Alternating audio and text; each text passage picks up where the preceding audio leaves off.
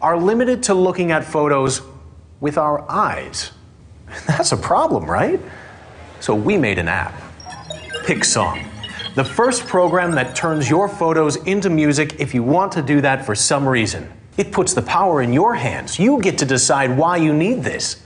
I can't tell you why you need this. It's not my job. Who is this app for?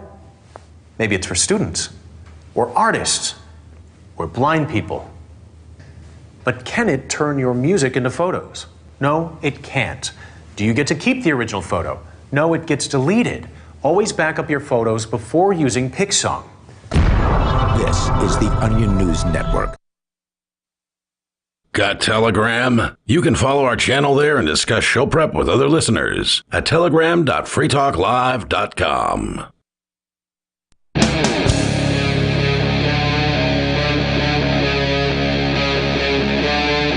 Free Talk Live.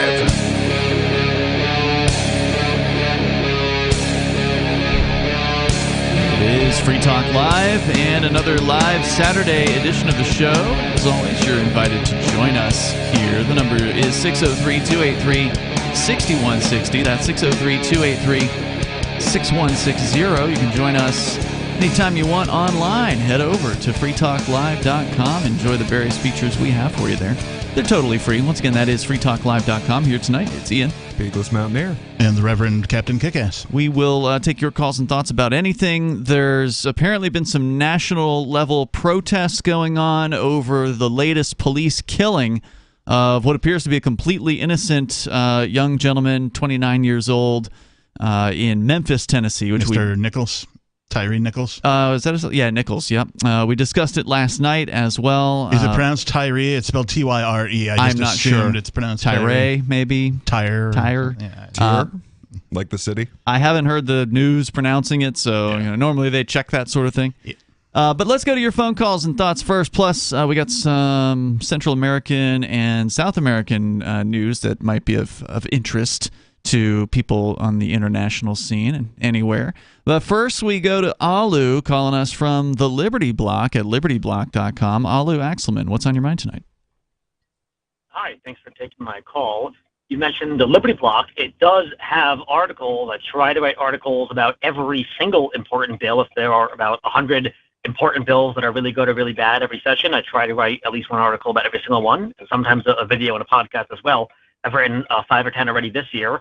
And I have a spreadsheet that kind of tracks, every year I do this the last few years, it tracks every important bill as well, including the next hearing date. So nice. Anyone who's in New Hampshire and or wants to help New Hampshire liberty legislation pass, let's contact me, call, text, email, tweet at me, whatever, and I'll share the spreadsheet with you. But I also do publish articles, and a few others have written articles the last few days as well to help prime people to be able to testify at the hearings. As far as the drug one, I'm sorry I was not there. I was working that day, but I did do the remote testimony. Oh, cool. It's a shame that there weren't more people there. You talking about the one that would completely end the war on drugs, that bill? Wait, so you're telling me your excuse for not being at the one for drugs wasn't that you were out doing some drugs? I don't do drugs. I'm actually totally straight edge. And that's why I know. I'm giving you crap. As an asset to the movement. I'm straight edge, but I still support legalizing it all. Yeah. Yep. Yeah, I didn't hear about that one at all. Like, I heard about the DMT ones, so I was really surprised that the same person, Matt Santanastasso, wasn't telling us all about this one. So, well, I mean, the Liberty Block article, I mentioned both. I'm glad you mentioned it. Now I know where to go. Yeah, it definitely could have been better promoted, but that just goes to show we got a lot more growing to do here in New Hampshire. We need an organization that focuses on ending the war on drugs. We've got anti-drug war cannabis organizations that focus on cannabis. There really isn't much beyond that from my awareness. Isn't Bonnie working with decentralized nature on decriminalized nature? It kind of just never really got anywhere, unfortunately. I think that it just fizzled out. Maybe it needs some better leadership. I don't know.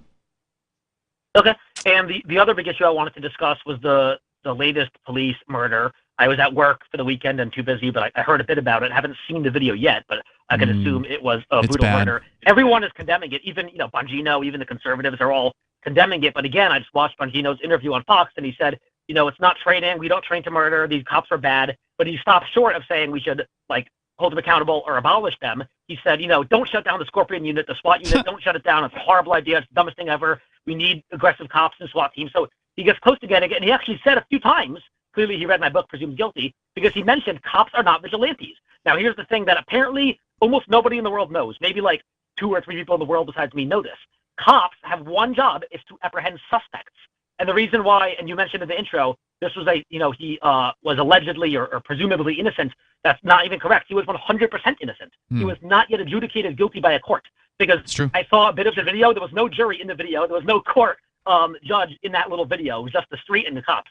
Yeah, no doubt. But like, they're not even alleging that he did anything that I've heard, right? Like, they pulled him over for some traffic violation. Suspected of some traffic violation. And then when he was dealing with these psychopaths, he managed to break away from them and run away, which of course will probably would have resulted in likely some sort of criminal charge, but there was no victim in this person's actions. Well, except for him. Well, the victim was their pride. If you run away from the lords, then you're hurting their pride, and then they kill you. But again, the biggest issue that I put in my book, Presumed Guilty, and in the intro, in the first chapter, I explain what the duty of every party is, and the police have one specific job: to apprehend suspects. The judges and the jury, they adjudicate guilt or innocence. The corrections system does the punishment and correction. Everyone has a certain job, and it's not other jobs. I have a certain job as a medic. It's not to do surgery. It's to do emergency care for injuries and illnesses. It's not surgery. It's not to put people in cuffs. It's not to shoot people in the head. I have a certain job, and I do that job. I don't do something different. So the important thing that I hope our listeners understand is cops are not there to punish, even if someone did something bad, even if the person raped and killed 1 billion people. The cops are there to apprehend and bring him to court, not to punish him. Well, that's what they're supposed to be there for. Yeah. Would you like something else with that unicorn poop? I mean, you say that they have one job. Yeah, they do. It is to intimidate the citizenry from the state. That is what they do, and they do it very, very well. Yeah, I did see the footage, and it is it's pretty awful. I mean, it's 4 men at least just holding down and beating on a man who is probably smaller than the smallest of the cops. Like these cops, some of them look like linebackers from the NFL, and this kid's maybe as skinny as I am. Roid rage certainly is an issue that is undiscussed when regarding the police force. Yeah, that's a thing. They do. A lot of them are into the steroids. Yeah. What police do is they maintain the belief that people will be punished for acting out. That's all they do. And unfortunately, people believe that if you don't have these punishers around, that everyone's just going to, start eating human flesh and putting spikes on their skulls. Yeah, because we need the police. Without the police, who would beat innocent suspects to death on a regular basis? Yeah, and this is insane because you are just incentivizing people that instead of running, now they're going to want to fight you instead. It's ugly. The other major issue I think nobody mentioned yesterday on the show was how they use division. Again, the elites totally use division, and there's a big group of generally white, conservative, libertarian, militia types, Second Amendment types, and January 6th Capitol, the Fed's direction. And there's BLM and the more radical, aggressive, black BLM progressives, and they both are actually willing to do some real stuff to hold government accountable, but they turn us against each other, which is divide and conquer. So we fight each other and not them. And I'm literally about to publish in about a week. I'm publishing a book all about that. They fear unity, how they divide and conquer us. And I'm actually going to add a little bit here to this book because, like you said, with the Kyle Rittenhouse thing, even the pretty informed person, I thought they were black victims till like the trial. And I saw a picture of the white shirt, and I'm like, wait, Kyle, by the way the media was talking, I was positive he shot 3 black. Oh, you're talking about Kyle Rittenhouse. Okay. Yeah. They do everything is about division. And this one, they were all the cops were black. People have to realize it's about blue versus humans. It's about the blue. It's us versus them. Versus us. Yep. And look, that's not the mentality that I adopted. That's literally their mentality. That's the mentality of the police. That's what the thin blue line is all about. It literally is the idea of them being separated from the rest of us. It's their gang colors. That thin blue line on that American flag, that is the police gang colors. But it's more than just the colors. It's literally the line that separates the brotherhood of the police. That line makes them feel like they are superior to everybody else. Mm-hmm. And without that feeling of superiority, they couldn't possibly carry out as much abuse as they do. Well, and to go back to what you said earlier, though, Captain, about the steroids, I wouldn't want to just place blame on drugs for this because it's a power problem. I mean, they do have some of them do you think they do the steroids? It's so that they can bulk up and intimidate people. But not all of them do it. Some people just get off on the power. But the ones that do, they they do steroids so that they can be larger than other people. Yep, that's true. Yeah, we agree. It's the power that's the problem. Right. If this were an actual free market, the police would be abolished and folks would be free to subscribe to security services and defend themselves as they saw fit. Well, sure. In a reasonable world, the only time that you would need to arrest someone is when they are actively a danger from you not stopping them from doing things. Yep. So if they are a suspected murderer, yeah, you need to stop them until they can have a trial.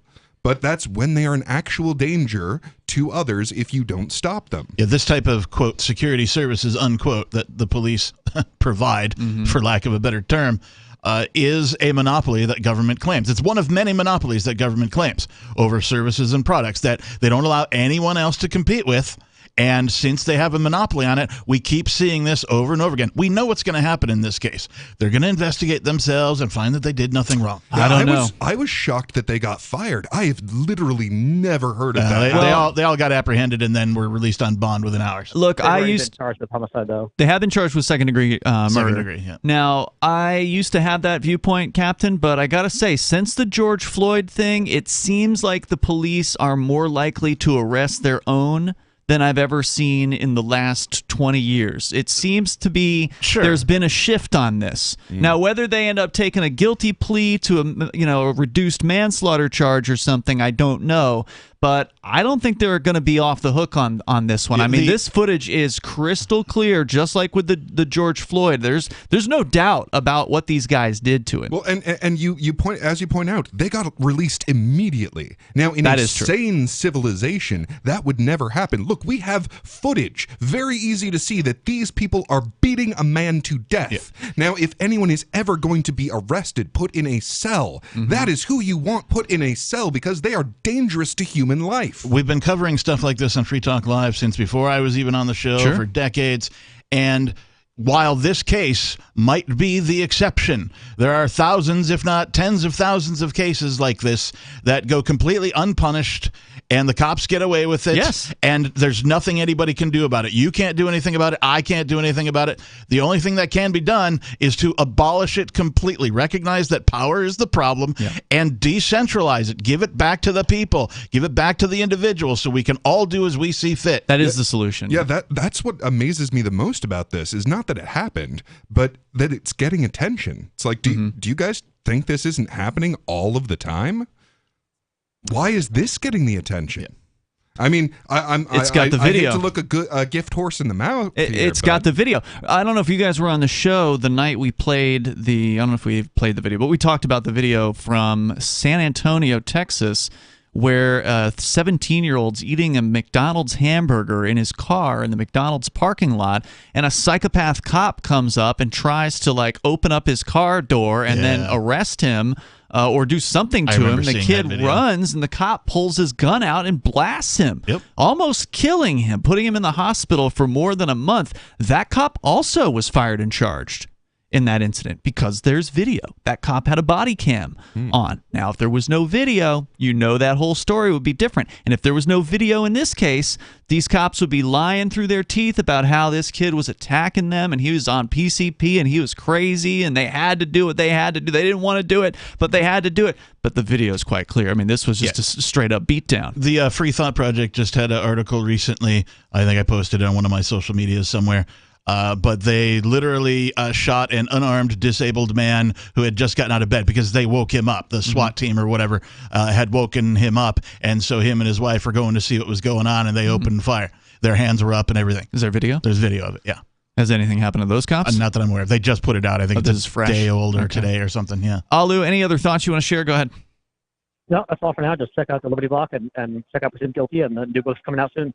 All right, check him out at libertyblock.com. Thank you, Alu. This just goes to show how important it is to shoot police with a camera. Exactly. And it's always been important, but it's happening more now, I think, than it's ever happened.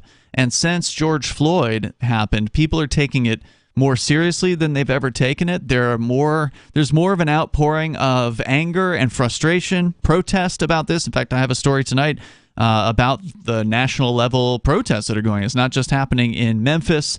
New York City apparently had one, and I don't know where else, but If you want to weigh in, maybe you went to one of these today, you can call us up here. You can tell us what happened at 603-283-6160. Gigi is on the line, though, in South Carolina.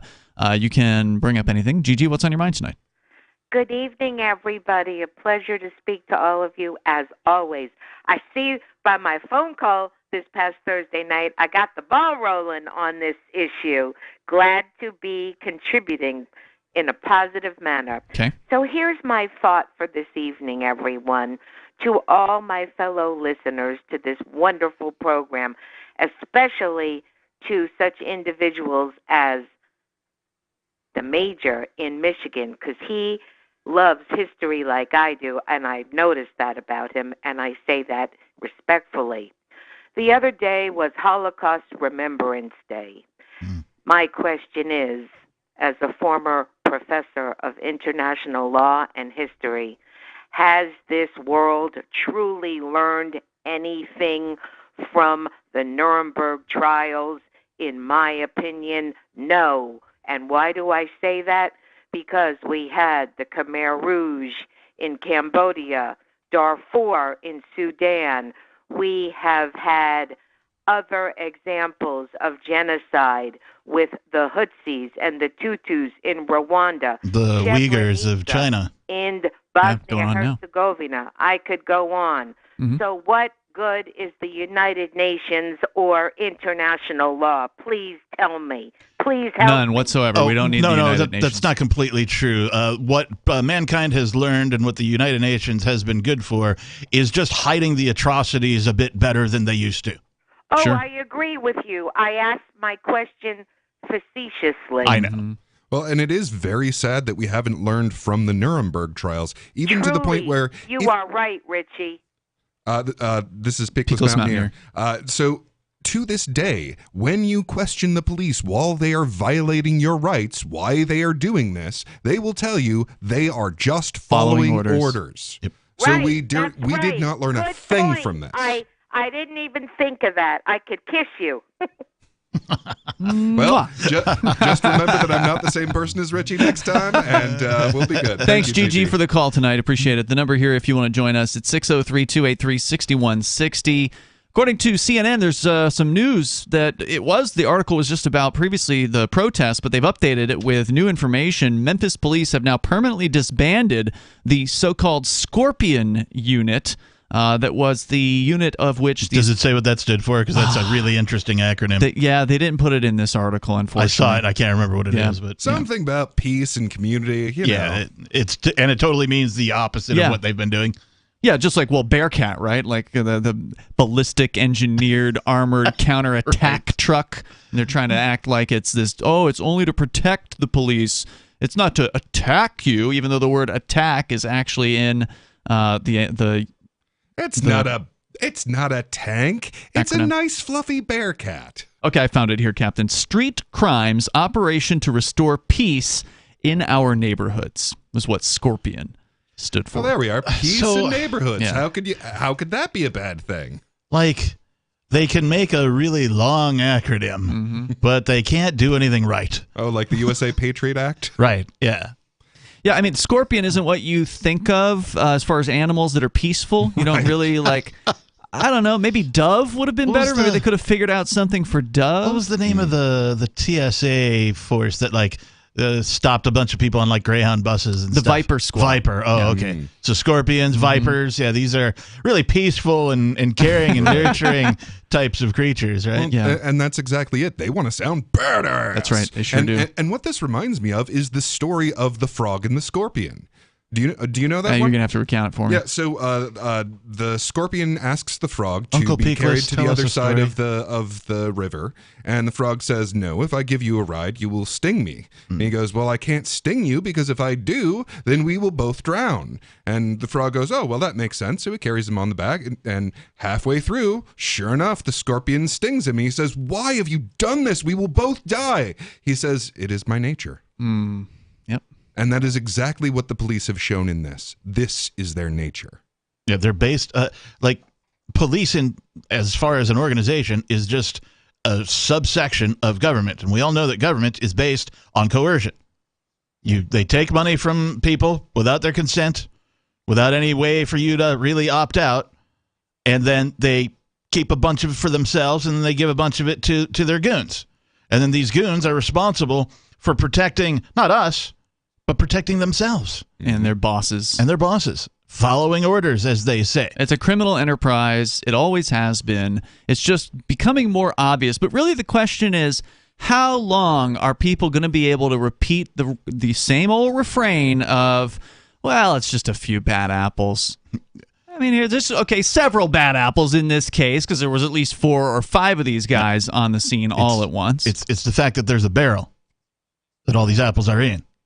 Yeah, the rest of the statement is we don't need no barrel. A few bad apples spoils. Get rid of the barrel, the apples fall to the ground, and nature takes its course. So they don't tell you the rest of the statement, though. It's a few bad apples spoils the bunch, right? So that's... Which is exactly right. Because that's the thing. Even if you had just a couple of bad police in one really amazing, wonderful squad, okay, well, now the rest of these are going to cover for those few bad ones. And guess what? Once you start moving your morals that little bit, you're going to be corrupted yourself. Well, multiple other officers responded. You can see it in the video footage the city of Memphis has released. It was, I don't know how many other officers came to the scene, but there were some, and there were also apparently a couple firemen. Yep. And everybody just stood around as this kid was beaten. Yeah. You know, they weren't there while the beating. Be thugs. They weren't there while the beating happened, but they didn't help this kid. Right? Like they could have arrived on the scene, they could have taken him immediately to the hospital, but that didn't happen immediately. So maybe that aggravated his injuries. I didn't know the firemen were in on it. I had a link on this from yesterday. I think it was from WREG. Yeah, it was WREG.com. Mm-hmm. They have all 4 videos up there. Yep. So they got the body cam shots. They've got the pull cam. the pull cam and all that kind of stuff. And you can watch them for yourselves if you haven't seen them. So they've now announced that the Scorpion unit, which was launched in 2021, tasked with tackling rising crime in the city, but has been heavily criticized in the aftermath of the 29-year-old man's killing. Nichols was brutally beaten January 7th after a traffic stop. He required hospitalization and then died 3 days later. The 5 Memphis officers who were fired, surprisingly, and charged in his death were all members of the unit, according to the police spokesbureaucrat Karen Rudolph. In a statement posted on Twitter Saturday, Memphis police said it was, quote, in the best interest of all to permanently deactivate the unit. They said further that the officers currently assigned to the unit agree unreservedly with this next step, while the heinous actions of a few casts a cloud of dishonor on the title Scorpion. It is imperative that we, the Memphis Police Department, take proactive steps in the healing process for all impacted. Look, I'll say it again. Except for Tyree Nichols. I say it every time we talk about this kind of stuff. If police want to untarnish their reputation, they have the power to do so. They all need to get together, send an email or whatever amongst themselves, their little thin blue line group, whatever they got. Send an email to everybody and say, hey, stop enforcing any laws without a victim.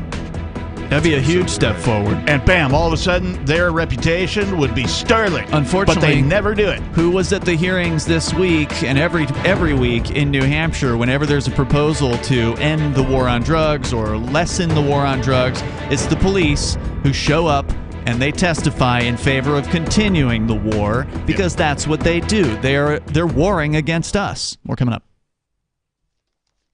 Why did you move to the Shire? I moved here to the Shire because there's other people around who take liberty just as seriously as I do.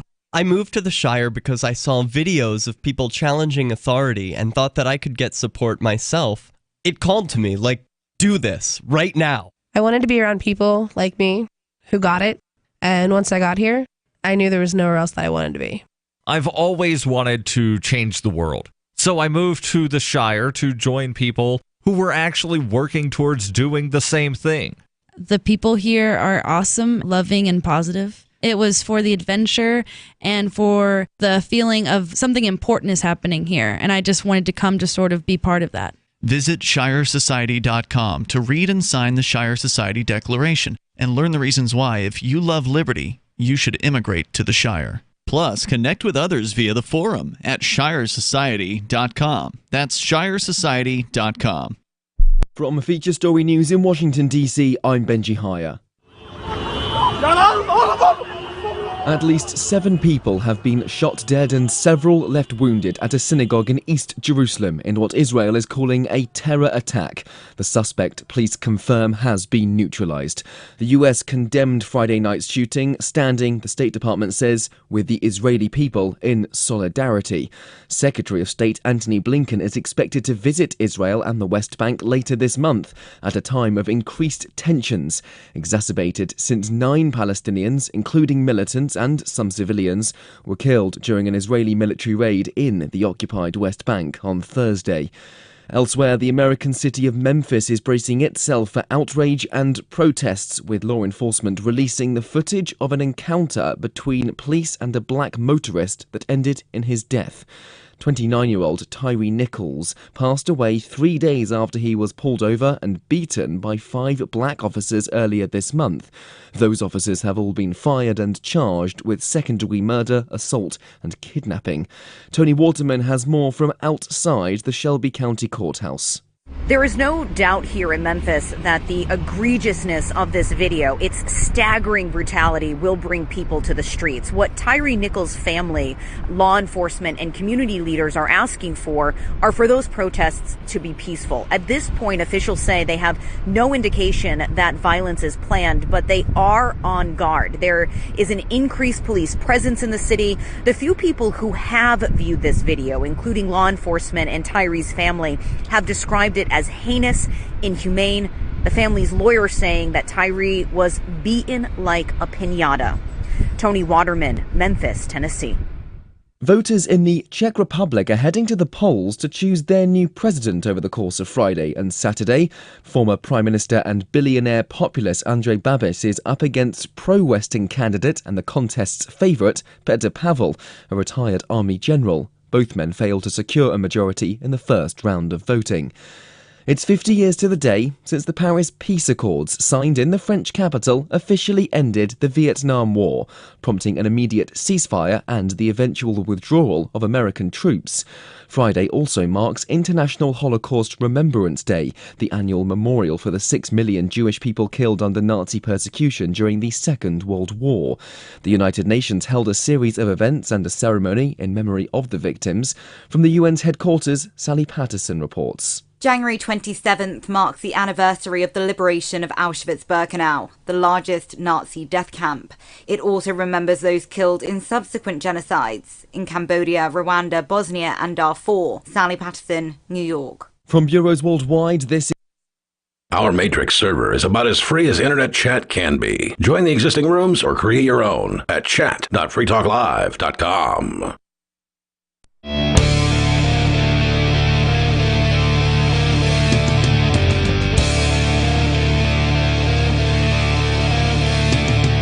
It is Free Talk Live, and the phones are open. If you want to join the show, you can. You can take control of the airwaves here at 603-283-6160. That's 603-283-6160. I want to say thank you to David Itza, who is a Free Talk Live supporter of our AMPS program. You can join David. He's gold level, which means he's doing $10 a month.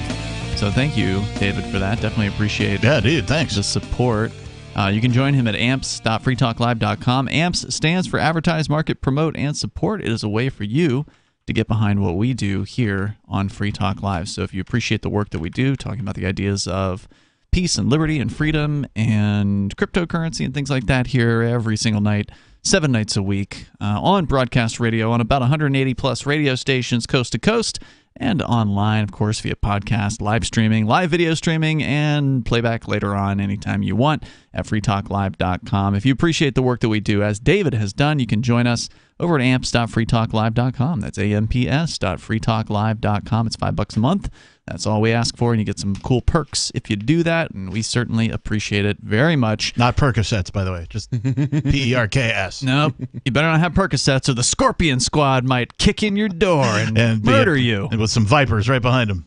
Yeah. So, but they're saying, for whatever it's worth, that they're shutting down the Scorpion team. They're just going to rename it to, Memphis. the Tiger team, or they'll come up with some other creature. Yeah, it's not like they're going to, change the entirety of the police department to be a different operation simply because 4 or 5 of them have been charged with, second-degree murder in this particular case. And why is it second degree?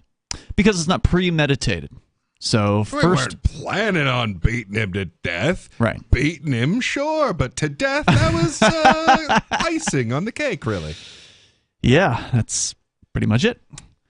So that's the latest here from CNN.com. They are also there's some protests that are going on. They'll get into that here in this particular story. But once again, the police here in their statement that they posted are trying to downplay this. We're gonna be involved in the healing process. They say for all that are impacted.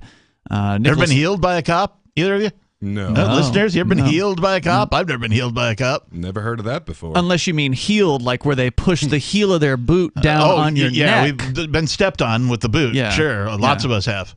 Nichols' family attorneys Ben Crump and Antonio Romanucci praised the department's decision to disband the unit and called for other cities to, quote, take similar action with their saturation police units in the near future to begin to create greater trust in their communities. Quote, we must keep in mind this is just the next step on this journey for justice and accountability, as clearly this misconduct is not restricted to these specialty units. It extends so much further, said the attorneys with a joint statement. Unfortunately, though, most of these people who are rightfully criticizing the police will not come up with the actual solution, which you had mentioned in the last segment, Captain, which, of course, is to disband the entirety of the monopoly on violence, which is the government and its police department, because anything else they do is just going to be a reorganization of the deck chairs on the Titanic. Any kind of change to the department, we're going to fire this chief and we're going to put in this better chief over here. Musical chairs or whatever, right? Yeah, you want to heal your relationship with the community? Stop harming the harmless. It's really that simple. I'm sorry, sir. Do you know I pulled you over? Speeding officer? No, actually, I wanted to have a healing ceremony. You looked like you could eat it. Yeah. That's never happened. Here's some homeopathic remedies for you. Right? No, that's never happened.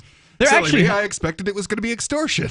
There actually have been some times, Captain, where some departments have pulled people over and given them coupons for free ice cream or something like that. And it's such a dumb thing to do because it still scares the crap out of somebody, right? Yeah, you make somebody, wet themselves and, whatever, the lights on and the sirens and the man with the gun and all that. And your adrenaline's here's a pumping. coupon to Arby's or whatever. It's They've done screw that. you, pal. You've taken my time. You've stolen several hours off of my life from all of the cortisol that's in my blood. Yep. But, hey, 50 cents off of a burger. Yeah, so they really have done that on occasion. It's their quote-unquote community building pullovers, basically. So just reminding bizarre. you that they're the tyrants. Yeah.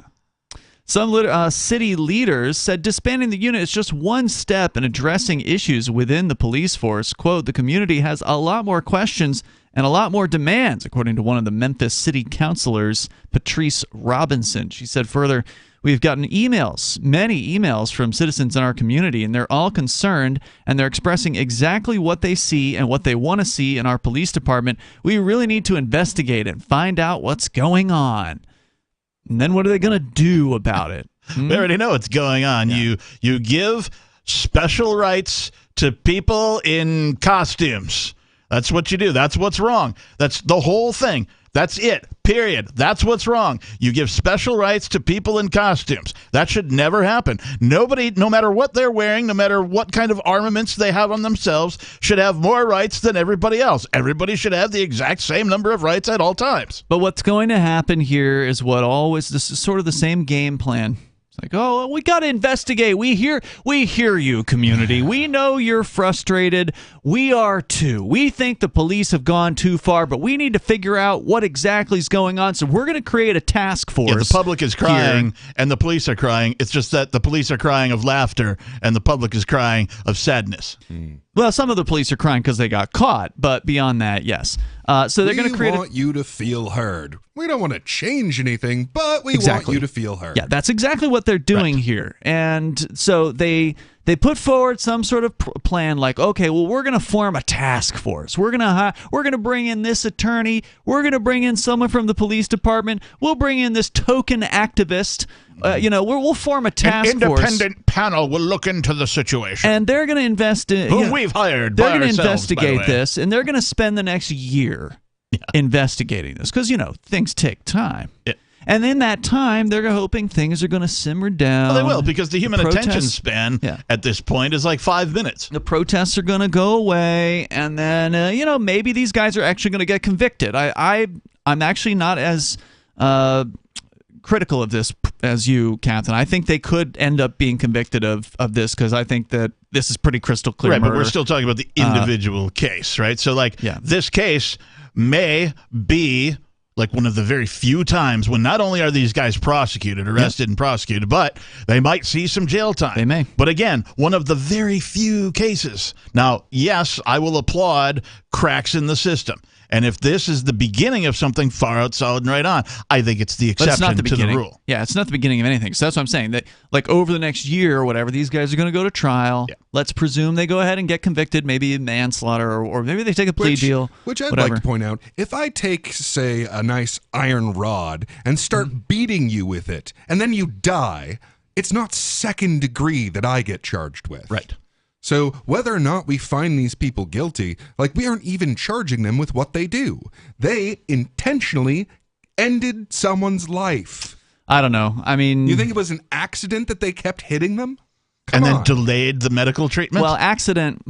Okay, so accident would be, I think, manslaughter. The case in... I'm not a lawyer, right? But the difference between a premeditated murder, which is first degree, and second degree murder is second degree is not premeditated in that they can't prove that these guys had the plan to go and kill Tyree Nichols that night. It's the semantics of the legal system versus the reality of the situation. The classic example of a second-degree murder is husband walks in on his wife, discovers that she's cheating on him, goes into a crazy, violent rage and murders the wife and the cheating person that's in the room. He didn't come home with the intention of finding his wife cheating and intending to kill her. He had not plotted, he had not planned to kill her, but he did kill her, and that was what he did in that moment. And he intended to kill her in that moment, but it wasn't quote-unquote premeditated. So that would be the difference as I understand it. I think being a cop is the premeditation. Yeah. You could say that. You go into this with the expectation, I'm going to hit people. They're going to form some sort of investigation task force. The officers are going to, be seeing some sort of justice. That's going to simmer things down to some extent. And then the task force will put forward some mealy-mouthed, lukewarm, crap can proposal to modify the city police department. They'll make all the police watch an extra HR video on Wednesday at 7 or something, It'll be nothing. It'll be absolutely nothing. What happened in Minneapolis? There was this big protest. The police department got burned down during that protest. It seemed like it was moving towards something happening there. And what happened? Nothing. Nothing changed with the police department. They didn't replace the police department with some sort of nicer version of itself, with some professionals who knew how to handle situations that weren't crazed, violent lunatics. None of those things happened. And that's the real problem here. So even if you stop these individuals from continuing to run around ending innocent people's lives, someone else is going to slip right in because you maintain the position. As long as this position exists where, okay, we have a job where you get to beat people sometimes to death, then you're just going to have other psychopaths move into that position and beat innocent people to death. That's right. Absolutely. It's the same. It's the problem of the throne, right? Everybody's like, well, we keep electing these new people to the throne every, 2, 4, 8 years, whatever it is. But we keep having these same problems and they keep getting worse. We can't imagine why these problems aren't being solved. We keep putting new people in there and they keep getting worse. Why is it? Well, the problem is you have a throne in the first place. Yes. And this is a big part of why I advocate against violence to both politicians and police. Apart from the comeuppance that you will get and the impracticalities, apart from that, it's not going to work because you are not removing the position. You are simply removing one person from the position, and that won't solve the problem. You get rid of the throne, you become better humans by proxy. The police statement comes less than 24 hours, according to CNN, after the release of the graphic videos of police striking the man. Protests began forming Friday night, with people in several cities in the United States taking to the streets and raising signs bearing Nichols' name. Saturday's marches and rallies were expected in Memphis, Boston, Baltimore, Pittsburgh, Salt Lake City, Athens, Georgia, and Columbus, Ohio, among other cities. I did see video apparently out of New York City where police were attacking one of the protest leaders apparently in the streets, so they decided to go after the people in New York City in this case. Protesters near Centennial Olympic Park in Atlanta repeated Nichols' name and demanded justice. They then proceeded to march through downtown. In Memphis, protesters late Friday shut down Interstate 55 bridge near the downtown area, chanting "No justice, no peace." According to a CNN team, there were no arrests stemming from that demonstration. Ahead of the release of the videos, Nichols' mother, who he called for, by the way, while he was being beaten to death, called for peace. He was apparently 80 yards from her home, called for peaceful protests. Yeah, here's maybe a rule of thumb. When the person you're beating starts calling for their mom, consider stopping. Just maybe. No, they're not going to do that. These people were completely out of control. They were relishing this. They were completely in control of this young man. I mean, if you've watched this footage, they keep demanding that he get on the ground, and he actually says to them at one point, "I'm on the ground." Right. Yeah. "Oh no, you need to be on your stomach."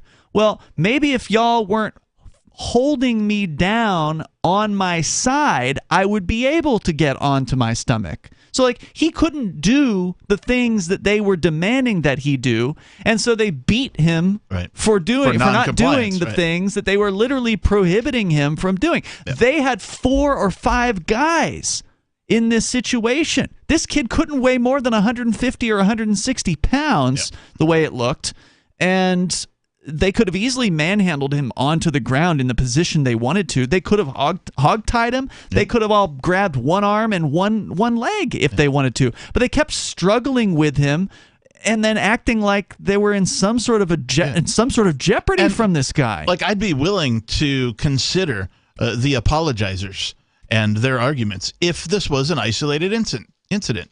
But it's not. Are there people apologizing for the police in this circumstance? I mean, there must there be. Always are. Right? I haven't seen them yet. Well, you don't know what it's like to be on the job and have to face the daily grind of being a police officer. And this is blah, the price blah, of blah. living in a civilized society. Right, yeah. I'd be willing, if this was an isolated incident, I might be willing, but I'm totally not willing to listen because we have covered this over and over and over again here on Free Talk Live.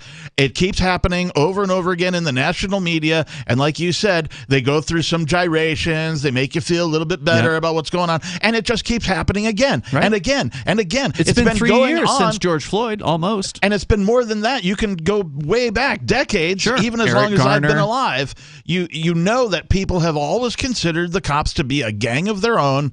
The second set of books applies to them only and not anybody else, and they are a gang of a proportion that any other gang would love to have their size and numbers and also their legality. Let's go to Jerome on the line in South Carolina. Jerome, what's on your mind tonight? I was just wondering, could they put them in front of a firing squad so we don't have to have a trial? Well, I get what you're saying, Jerome, but it is important. They'll never get on the witness stand. They'll do just like those cops that murdered on George Floyd. They'll never get on the witness stand. Hey, they'll do just like this guy in South Carolina that's accused of killing his family. He'll never get on the witness stand. Or like the guy in Idaho. Well, it's not their obligation as the defendant to take the witness stand. That is their right against self-incrimination. That's a sure sign they're guilty. That's a sure sign they're guilty. Not necessarily. Was O.J. innocent? Was O.J. innocent? I don't know. I mean, he was found not guilty in that particular case. I don't think so. But I don't think so. You know he wasn't innocent. Well, now he didn't get on the witness stand, did he? That is beside the point. Did, no, didn't he? No, this is actually a really important right that we have. That you have a right not to testify against yourself, or for that matter, to testify when you believe that it will lead to the incarceration of the innocent. And that's an important thing, that you don't have to speak to the police. You don't have to speak in court.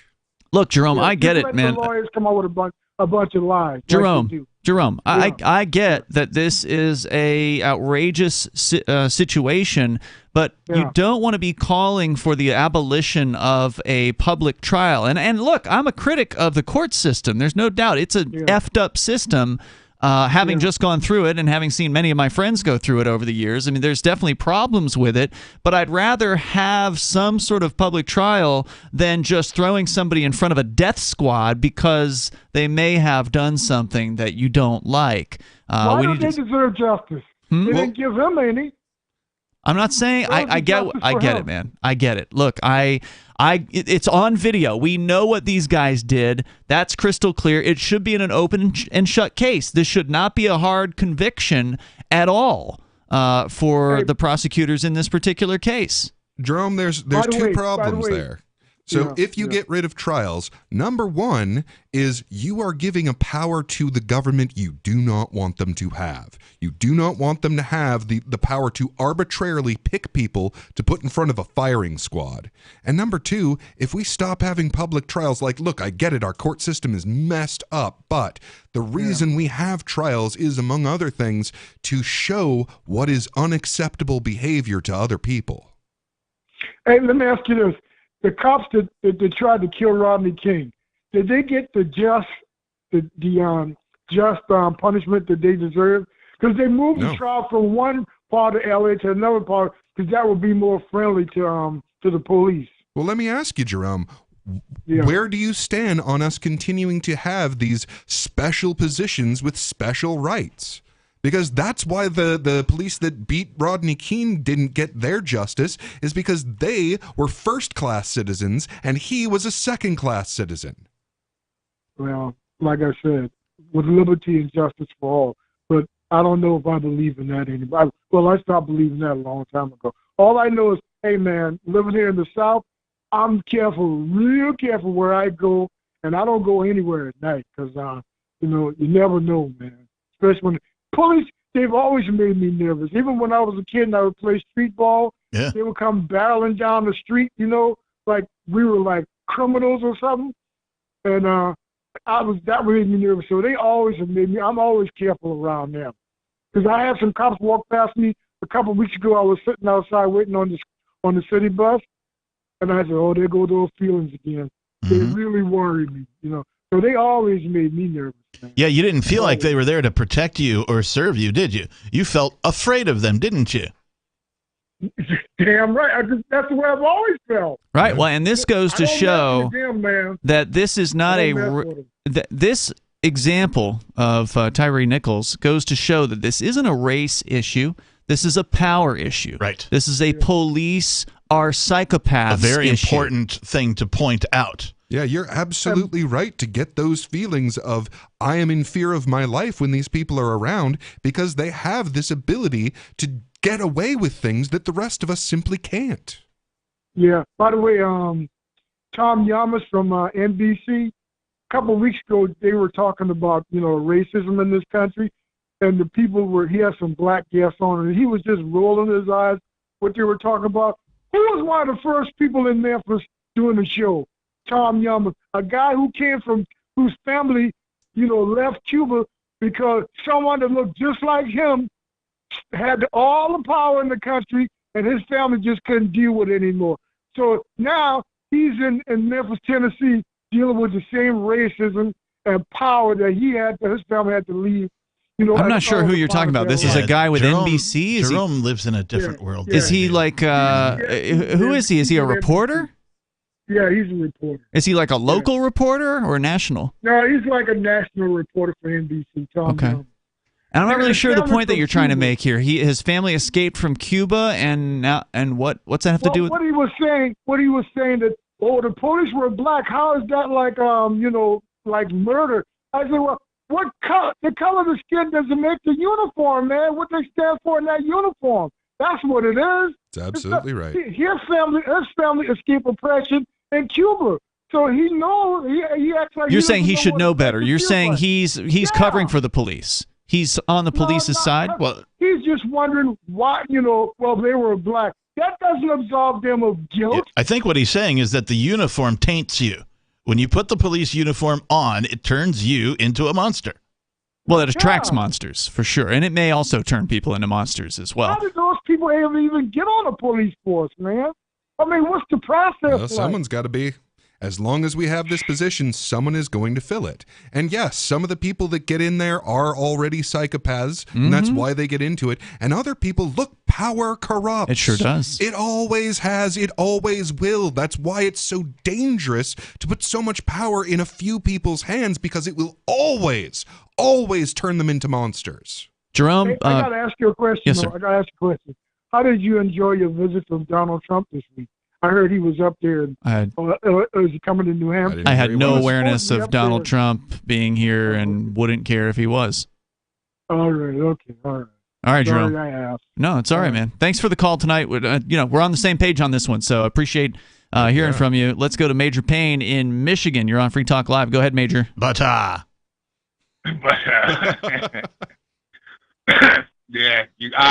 Well, I listened to an interview from the head of the Guardian Angels about the New York thing. Uh-huh. And remember last night I called in and I was wondering whether the buses full of imported rioters were going to show up and whatnot. Mm-hmm. Well, it seems only about 100 of them showed up. And one guy got up on top of a cop car with a megaphone and tried to rile the 100 up, and ended up busting out the windshield of the cop car, and the cops took him down. That's probably the footage that you saw. Yeah, I didn't see the whole thing, so I don't know what precipitated the cops chasing down somebody. He obviously had a female sidekick too, because she tried after the fact to get him riled up again. But evidently, Black Lives Matter or the powers that be on the other side put out a big old inner tube thing trying to get people to show up, telling them wear dark clothes, bring a knife, rocks, and kerosene. Evidently, they know they're not smart enough to handle gasoline. So there you go. There's my update for the night. All right, Major. Thanks for the update. Appreciate hearing from you. The number, if you want to join us, 603-283-6160. Maybe you were out at some of these protests around the country that apparently happened last night and today. How long they will go for, unknown. Will they make any difference? Probably not. I'm just glad that people care about police accountability for another 5 minutes. Yep. Because look, if we can keep doing that, then maybe we can just keep caring about police accountability. I mean, until they're actually held accountable. Right. I don't see much changing. Well, right. But these officers may be held accountable, but the police will not be. Right. In any way, shape, or form, unless there's some serious political changes afoot. And not seeing that yet. Would love to. We'll keep our eyes open. Number for you to join us here at 603-283-6160. You can share your thoughts.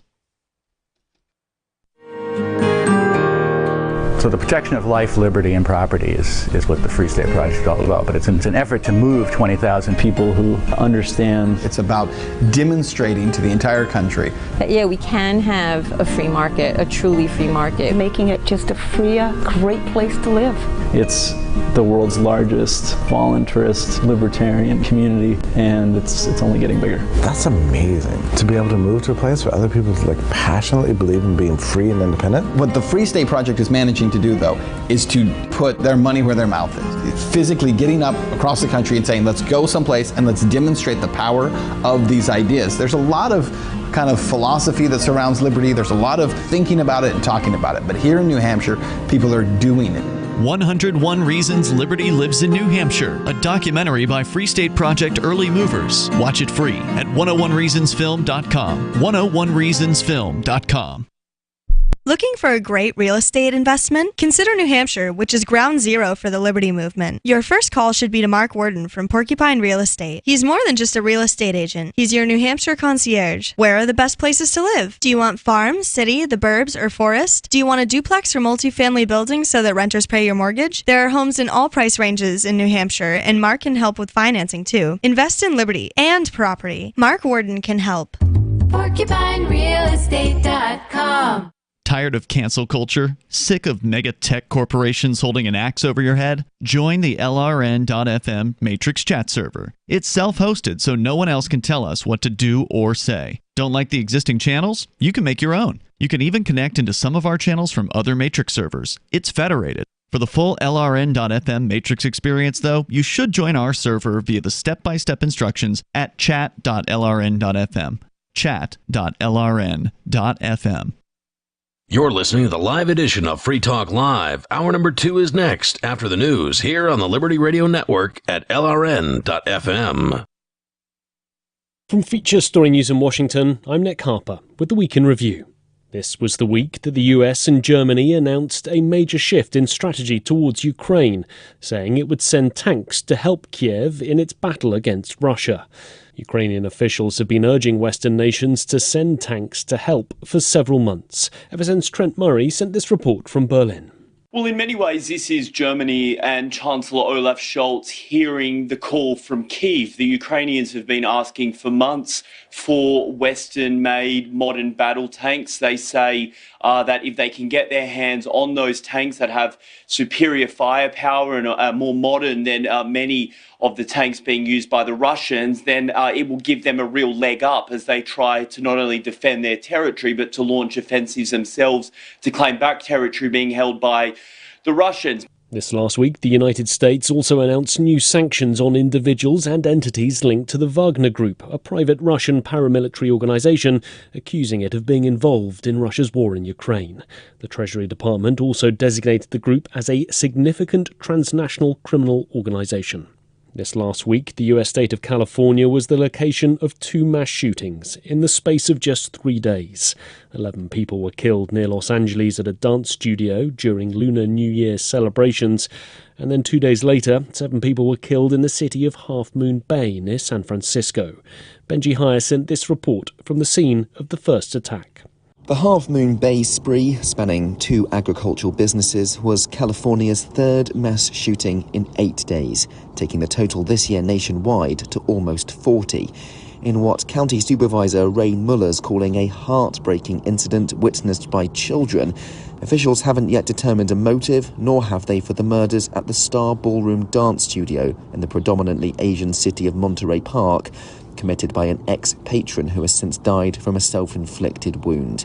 Following both shootings, US President Joe Biden urged lawmakers in Congress to pass a bill banning assault weapons. Meta made the announcement this week that it was reinstating Donald Trump's Facebook and Instagram accounts after a 2-year ban. The pages were suspended after the former president's supporters stormed the US Capitol in 2021. FSN's Tony Waterman has more. Meta says it will unblock Donald Trump's Facebook and Instagram accounts in the coming weeks. This will once again give the former president direct access to hundreds of millions of his followers, just as he ramps up his 2024 bid for the White House. Trump's campaign had been petitioning Meta to lift the suspension, arguing it was a matter of free speech. Meta said it decided to reverse course because it believes the risk to public safety had significantly receded since the January 6 attack. From bureaus worldwide, this is FSN. This week saw China's health authorities say that the country's COVID outbreak was significantly easing, with major falls in the number of deaths and severe cases. Beijing is continuing to promote its handling of the virus, despite international concerns over the sudden relaxation of its long-standing COVID rules last month. FSN's Richard Kimber sent this report from Hong Kong. China's Centre for Disease Control and Prevention says the number of COVID-related deaths and severe cases at Chinese hospitals have both fallen by more than 70% from peak levels reached in early January. It says daily fatalities at hospitals across the country are now less than 1,000. The latest data release follows pressure from the World Health Organization for more transparency over the country's outbreak amid international concern that the true scale of the situation on the ground could be much worse than official hospital data suggests. China also faced WHO criticism for narrowing its definition of what could be classified as a COVID death and halting daily caseload reports. This coming week, US investors are set for a busy one on Wall Street, with the US labour market expected to be in firm focus. And traders also expect the Federal Reserve to again take steps in their running fight against inflation, with the possibility of another interest rate hike. FSN's William Denslow reports from New York. Data out Friday gave further evidence that inflation is starting to ease, but consumer spending figures out last week disappointed, as rising interest rates are tapping the brakes on the US economy. The Federal Reserve has aggressively raised rates to cool price pressures, but is mindful of sliding the economy into a recession. The Fed's expected to raise rates by a further 25 basis points at its meeting this week. Traders will also be eyeing the US labour market, with January's jobs report due out Friday. And it'll be a busy few days for corporate earnings in the tech sector, with Meta, Alphabet, Amazon and Apple all slated to release quarterly numbers. That was the Week in Review. From Feature Story News, Nick Harper reporting.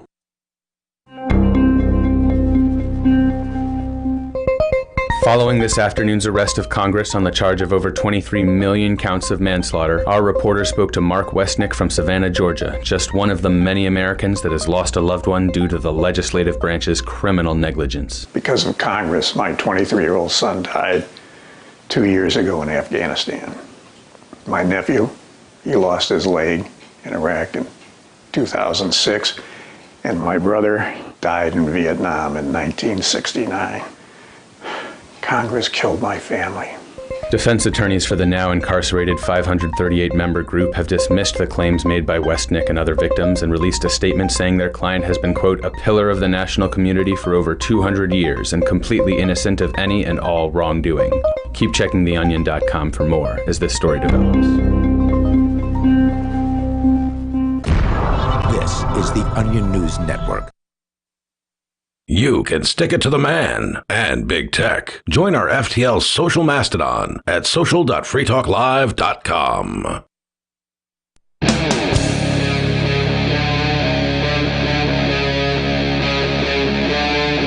Free Talk Live. It is Free Talk live Saturday show. The phones are open. If you want to join us, you can do that at 603-283-6160.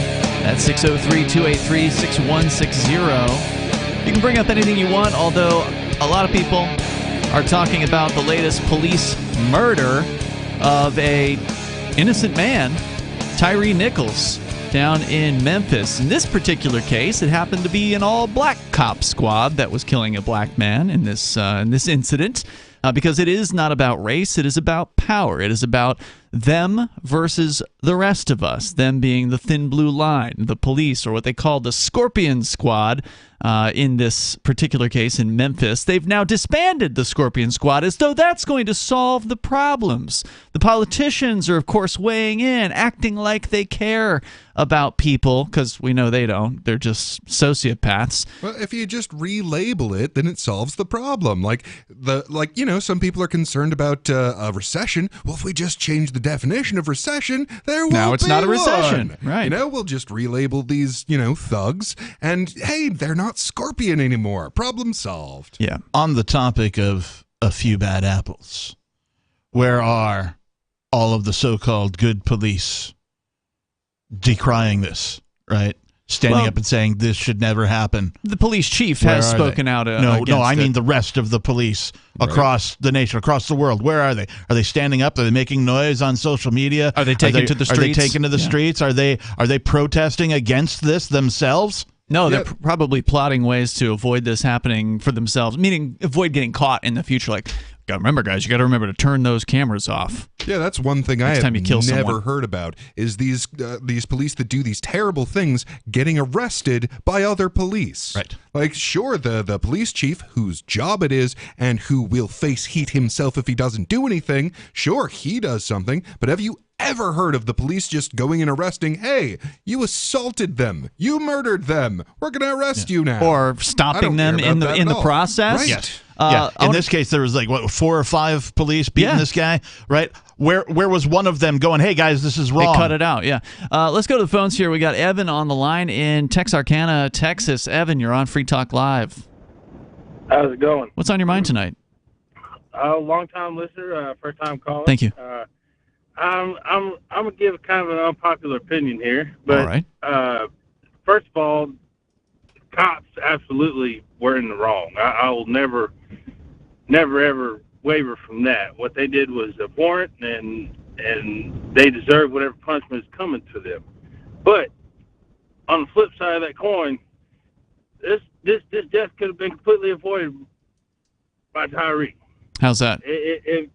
Well, I mean, if you comply from the very get-go. Now, I'm not saying that, the cops are in the right. I don't like cops. I think that the way that they go about things is completely wrong.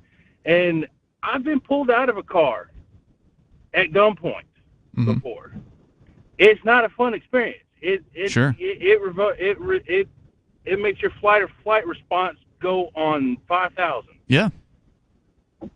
But if you sit there and run, well, I mean, whatever happened to me after I run, I mean, that was kind of on me. Well, maybe if the police would quit murdering people, it wouldn't get people to get into their fight or flight response as soon as they're interacting with them. Look, I did point out last night when we discussed this, I did point out that I saw the part where he did run from the cops, and I pointed out that never goes well. After they sprayed him in the face with mace was that or afterwards? pepper spray or something. I didn't know that was afterwards. Well, he was resisting before they sprayed him. Well, from in the video, whenever they pulled him out of the car, they didn't pull him out of the car and then just start macing.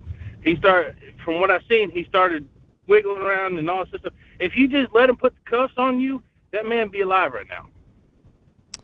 Now he would have a case, and instead of them pulling a funeral, he'd be having a lawyer for a civil rights violation. I mean, this guy is not a superhuman. I don't understand why they had trouble putting cuffs on him. I don't either. I mean, you got 5 guys that sit there and obviously work out and are trained to do all this kind of stuff. Well, let me ask you: have you heard the stories of people who do let the police arrest them and then get killed while in custody? Like they get a special kind of van ride and get slammed against the wall of the car so much that they die. Yeah, you talking about Freddie Gray up in I'm talking about a lot of people. Yeah, that happens plenty. Yeah, I mean, that was the more popular one or a news story. Yeah. But I mean, yes, of course. But at the same time, you have to make a choice. Like, do I want to take a chance of like you have a lot less chance of end up being arrested and ended up dead in the van than you do if you run and fight. Maybe that's what this guy did, though, right? He felt so afraid for his life that he decided he had to run. That the only chance that he felt he had for surviving this encounter was to run from these thugs. And so he did. And now he's dead. Yeah, and it was an unfortunate decision, Well, let me ask you, because here is what would motivate me to resist arrest. So right now, I have seen it is getting worse and worse in terms of these brand new medical treatments. This clot shot is getting forced on a lot of people, and I do not see this government becoming less authoritarian. So if I allow them to arrest me, if I let them put me in jail, how do I know that sooner or later they aren't going to put some unknown substance in me that, hey, if I'm lucky, it'll just kill me? You don't. No, okay. you don't. So then this isn't very good advice now, is it?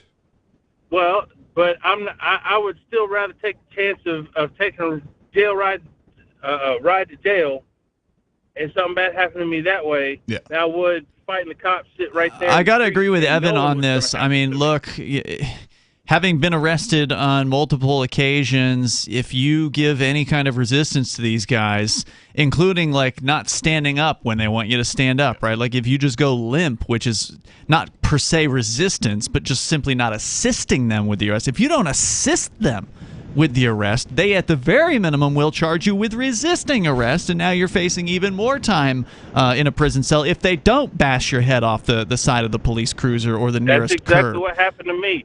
I'm a bigger guy, and I got wider shoulders, and whenever I turned around and I complied with all directions that they gave me, and because of the way that my arms go behind my back, because they don't go as close to that. Whenever my arms are behind my back, my wrists don't touch as easy as some other people's. They took that as a sign of resistance. I was thrown to the ground and cuffed. They're like, stop resisting. I'm like, Jesus. I'm not resisting. It happens. I get it. But at the same time, I'm not going to sit there and take the chance of getting pepper sprayed, getting shot, getting beat. Now, something may happen. I like I said, I'm not disagreeing with the authoritarian part of this. That I have hate that the Americans are slowly becoming a police state. But at the same time, whenever you get into a conflict with these authorities and you have an interaction with these authorities, you have the best chance of living and moving on and possibly suing them by just simply complying. Thank you, Evan, for the call tonight. I appreciate hearing from you. They use violence to gain your compliance, no matter how you look at it. Yep. And when you are the subject of violence and you get to a point where you are literally afraid for your life, the cops like to play this one. Oh, I feared for my life, so I shot him. Well, this kid feared for his life, so he ran, and now he's dead. And what was he like? What were they concerned with him doing? A traffic stop, traffic violation. A traffic violation. Yeah. So they needed to apparently use lethal force to stop this person from resisting arrest for a traffic violation. Yeah. So I actually had not watched that part of the video yet. I had seen the beating portion of the video. There's apparently only one police camera that they revealed, even though there's more than one cop on the scene at the initial. Well, it's inside the car initially, but then the cop gets out of the car, and then they hold him down. He gets away and runs off. But I hadn't watched the actual pullover scene, so I do want to review that footage just to see exactly how that goes. I can tell you right now, they've pulled him over in a left turn lane, which is kind of unusual. They actually appear to have stopped him by pulling up a cruiser in the oncoming lane of what would be traffic, but it's nighttime, so there's not that much traffic. So the police cruiser. So imagine you're in a left turn lane. Yeah. You're at the light. There's no car in front of him, and the police have literally boxed him in with cars, with more than one car. Yeah. It's like, this isn't your standard, okay, put on the lights, let him pull over, kind of situation. Yeah, what do you think's going to happen? His instinctive desire to survive the encounter is going to kick in. Mm-hmm. And yeah, sometimes that means that your instincts aren't telling you to be submissive to a predator.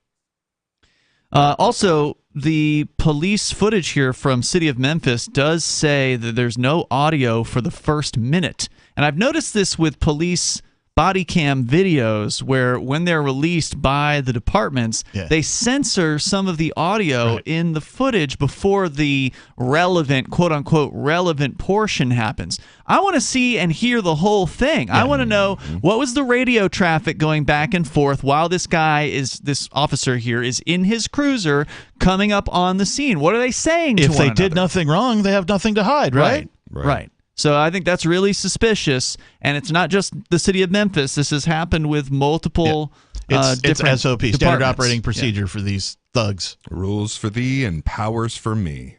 We're going to continue here. Rob is on the line in Vermont. You're on Free Talk Live, Rob. Hey, so I want to clear something up. Guy that called there a couple of times back there that, there is the watch commander even said that they have no explanation why the police were pulling him over. There's nothing. There's no, according to this watch commander, there's no reason why why he was pulled over. Yeah, he's got no warrants or anything like that. Okay. From what I read, it was suspected of a traffic violation. Does he have any criminal history? Does anyone know about that? Not that I'm aware. The only thing that I have learned is that the guy's a photographer. Okay. He had called, his mother and told his mother that he was on his way home. According to what his mother said. But, this is an absolute tragedy. That makes me wonder if there's more going on in this story. Like, had he accidentally even, caught a photograph of something that they did not want getting out? Because, they didn't act for no reason, and I'd like to know what the reason was. Well, when you watch the video, if you've watched it more than once, you'd almost think that, that this was like a hit, because, just listen to the officers when they're talking. They're not paying any attention for this guy for about 20 minutes before an ambulance came in. And it was just like a regular routine, like a regular ordinary day. And some of the officers were complaining about this and about what this hurt and that hurt, and they're all out of breath and everything. Well, of course the poor officers. You just kick the living snot out of this guy. You know? Yeah, and no, that's exactly what this sounds like when you're describing it. Like, if you had, like, a mafia that was doing a hit on someone, this would be a really effective way to do it. You wait until they're in their car, stopped at a light, in the turn lane at night, when there's not a bunch of people around, and you box them in with 3 cars. Yep. Man, that is a perfect way to perform an assassination. That is scary as hell. It is. I mean, or maybe they got the wrong car. Maybe they were looking for somebody else that they were going to do that too. Good question. Who knows? I mean, if this guy doesn't have any criminal record, you know, they're going to explain what's happened here. The only way I can think for individuals to combat this in a peaceful way is to arm yourselves with cameras. Get yourself a camera in your car. Get yourself some sort of a recording app on your phone so that when you do get pulled over, you're recording the entire interaction so that if you die, there's at least a record of how it went down. An honest record, one that's not censored by, you know, when they release the video officially without audio or missing parts of video. Well, it's like I was saying last night, Captain. You know, it's like this is a thing now. Rob, you're a little muffled. I don't know if your phone shifted positions there. But, Thank you. You know, this is a thing now. And you know, it's a 50-50 chance of whether you're going to live or die if you get accosted by the police now. Yeah, I wonder if there's anybody out there listening that when they see the blue and red lights go on behind them when they're driving, if they feel comfort, if they feel like, oh, it's my friend Bob or whatever, right? You know, no, they all feel that pit in their stomach. They all feel that fear. They all that fight or flight instinct starts kicking in. That adrenaline rush. You're like, oh no, what now? Oh God, the last thing I need is to get pulled over. As of yesterday, maybe a police chief. One of my underlings. Now I can punish them. According to Newsweek's story published yesterday, they have no evidence to suggest that Nichols has any criminal record of any kind at this point. So that, if there is any kind of record, it has yet to surface. Rob, thanks for calling and sharing your thoughts here tonight. The number for you, if you want to join us, phones are open here at 603-283-6160. You can, of course, bring up absolutely anything you want. Protests happening in various different places around the country today. According to this coverage at CNN in New York, skirmishes broke out between protesters and police officers as demonstrators crowded Times Square. According to video posted to social media, 3 demonstrators were arrested, one of whom was seen jumping on the hood of a police vehicle and breaking the windshield, according to NYPD. Protesters also gathered in Washington, D.C., to demand justice for Tyree Nichols. Along the West Coast, protests were in Portland, Oregon, and San Francisco. So, yeah, a lot of people got out today, apparently, and expressed their frustration, which is unfortunately all anybody knows how to do. Yeah.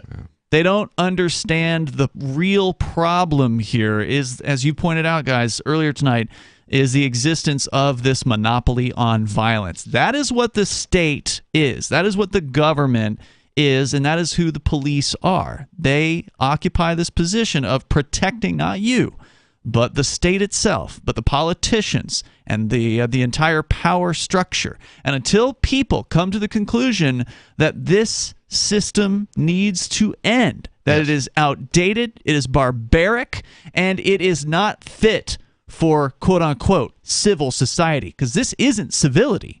This isn't being civil to one another. No, it certainly is not. This isn't the Scorpion group that's bringing peace to neighborhoods. Scorpions don't do that. They bite you. They hide in the dark, and then they bite you when you come close to them. And they inject you with poison. Yeah. And maybe it is just the raw senselessness of this. Because every other time at least when I hear about that I can remember, that the police, murder someone who's not harming anyone, there's at least something, I mean, speeding or something, or they looked like someone that they were looking for or something. But with this, I mean, it's just completely senseless. So, I mean, I can see why this would freak people out, where it's like, wait, so there's literally nothing I can do to even protect myself from being murdered by these people. Right. And we all know that police have manufactured many things, whether it's context, whether it's framing somebody by planting evidence. Throw some drugs on him. Yeah. They could have done anything they wanted to attempt to sort of explain their way out of this thing. And my guess is that this particular guy knew that when the confrontation You think that's why he occurred. ran? I mean, of course, right? Here's Gotta be somewhere in the Here's back of your yet mind. another black man struggling against the police who's completely innocent of anything, so it appears, right? And, he's put in a position where he feels his life is being threatened. He figured he was going to die, so he might as well run. Yeah, and when you corner an animal, it causes them to reach into their lizard brain, the reptilian complex, and it only knows how to do a couple of things. And in this particular case, fighting was not that choice. It was fleeing. You don't see in any of the video is any de-escalation techniques. Oh, hell no. You don't see any of that. By the way, I did get a technical note here from Jay in our chat room over at chat.freetalklive.com, the On Air Now room. He says, just speaking to my complaint that there's like a minute of no audio on this video footage, he says the 30-second or 1-minute audio delay is built into the police body cams. He says it's done on purpose automatically, of course, so they know they can talk about whatever they want before hitting the record button on it. Essentially, the cams are always recording video, but not audio. The video automatically gets deleted in those 30-second or 1-minute segments if the record button isn't pressed. The video cache is only saved to RAM, so you can't recover police wrongdoing off the flash memory if you tried. Of course. Why wouldn't it work the way it works for, everybody else on planet Earth? Right. You might end up with accountability. We can't have that. Their technology can only serve to help them and harm you, not the other way around. Officers have been charged with murder in this particular case. The Memphis Police Department has been unable to find anything to substantiate the probable cause for reckless driving, which is what they claimed that Tyree was apparently doing before they pulled him over, which why would you need 3 cruisers to pull somebody over for reckless driving? And the video of the encounter shows a, quote, disregard for life, duty of care that we're all sworn to, according to the spokesperson for the Memphis Police Department. Well, just being a police officer violates those things. Right.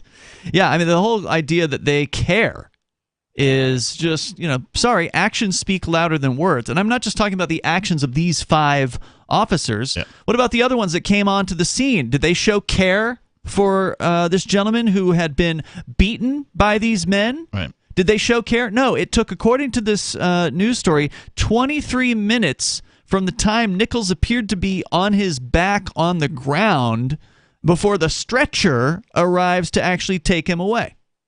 In the meantime, police and whoever else was on the scene just described as milling about. Yeah. And it's my understanding that the police are supposed to be trained first responders with regards to medical care and things of that nature. They're supposed to be able to perform first aid. And so if they're the ones who beat the guy and then they do not administer first aid, that to me is premeditation. It's a very good point.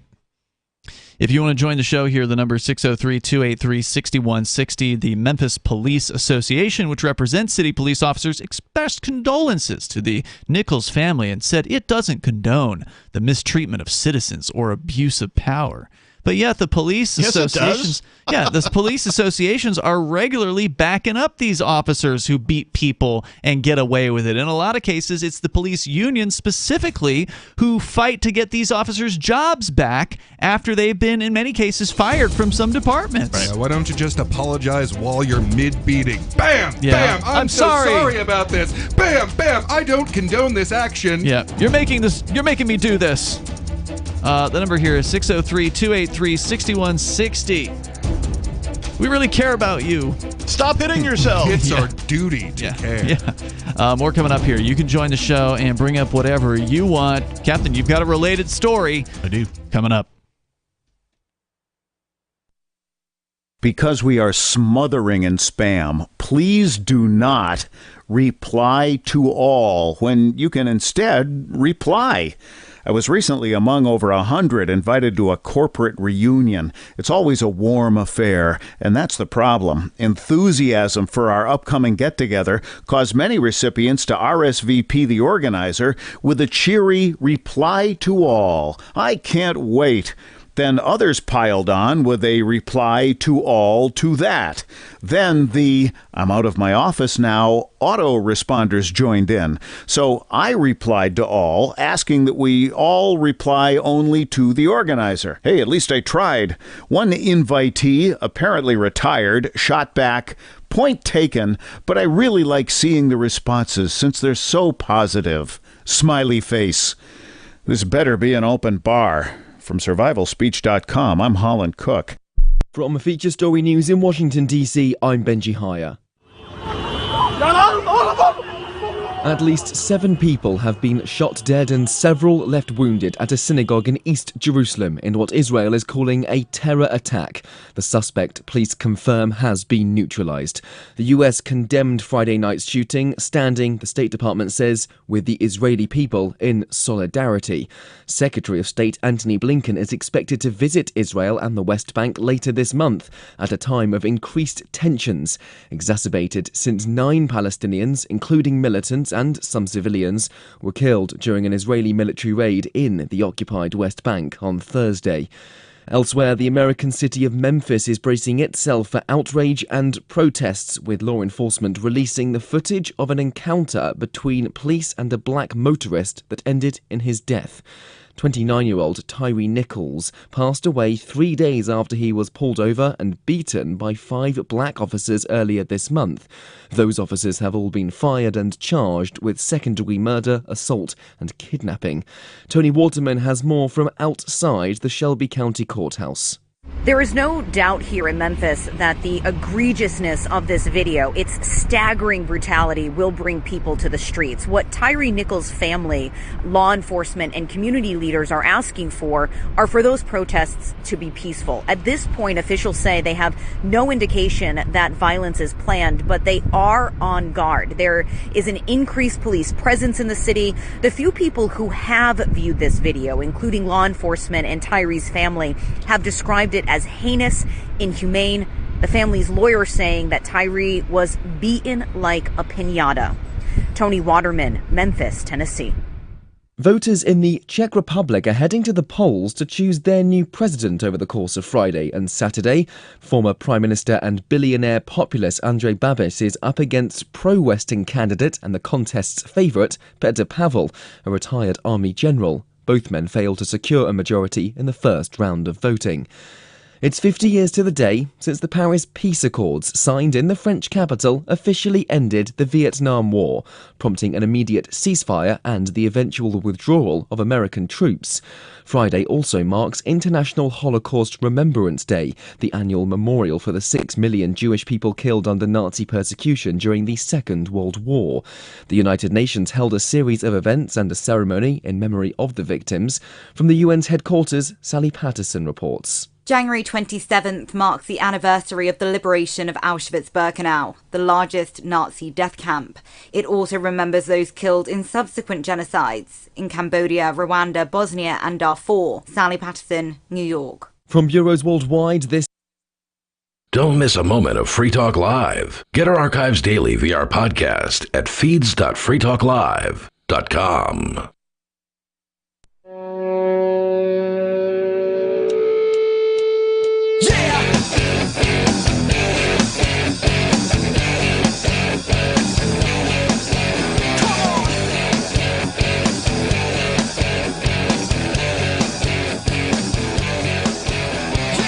It is Free Talk Live, and the phones are open if you want to join the show here. The number is 603-283-6160. That's 603-283-6160. We're talking about the latest police murder.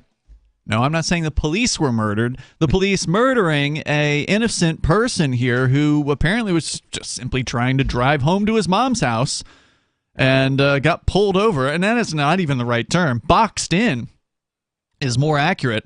Right.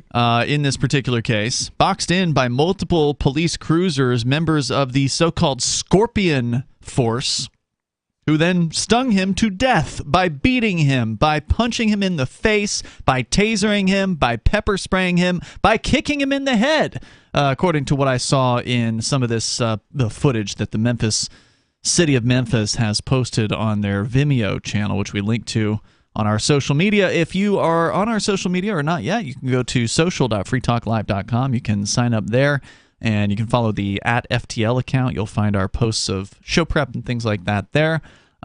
We've been covering this story as fairly in depth so far tonight.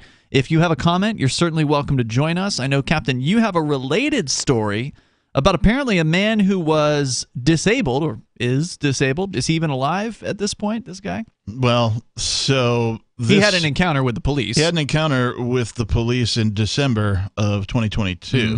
So this is a sort of a follow-up story because the headline is a SWAT team wakes up couple, shoots unarmed disabled husband, oh God, and then attempts to cover it up. All right, we're going to get into that coming up here in moments. But first, we have this caller on the line. What is your name? You're on Free Talk Live. My name's Walt. Walt, you're on the air. Hey, man, I'm from Bullhead City, Arizona. Excellent. I understand all this. I watched an armed conflict last night in my neighborhood. Wow. What happened? Evidently, somebody called on the man. He come out the door with a gun in his hand, and so the neighbors called. And anyway, the law enforcement showed up. It was a over 8-hour standoff. The man barricaded himself back into the house, and evidently he fired on law enforcement, and they shot him 5 times. Damn. What was the alleged thing he was doing? Was he just simply walking outside with a gun, or was he threatening someone in his home or outside? I don't think there was any threat involved. I think he just come out and he was brandishing a firearm, and the neighbor got nervous, and it escalated into that. Does Arizona not have open carry? Yeah, I thought Arizona was like a gun-friendly place. Yeah, we have open carry, we have concealed carry without permit, and we have all that. But apparently, something had triggered him, and I don't know if he was threatening or not. The details are pretty slack right now.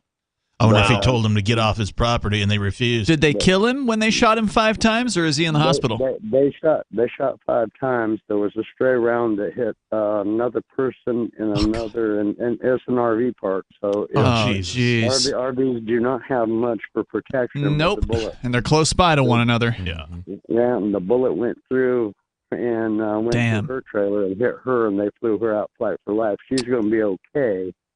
But he came to the door, and I was standing in the yard, and I heard the 5 shots, and I'm like, that's a trained officer shooting right there, because it was 5 and it was rabid. He barricaded himself back in, and like I said, hold on. So he went back in the trailer after the 5 shots? After the 5 shots, he barricaded himself back into the trailer, and RVs are nothing to barricade yourself in. No. But I heard him trying to talk him down. I was listening to the whole thing and trying to talk him out. And then I heard two muffled shots, and then it was over. So don't know the details. So you don't know what happened to this guy? No, I don't know. They said they arrested him, but I don't think they arrested him.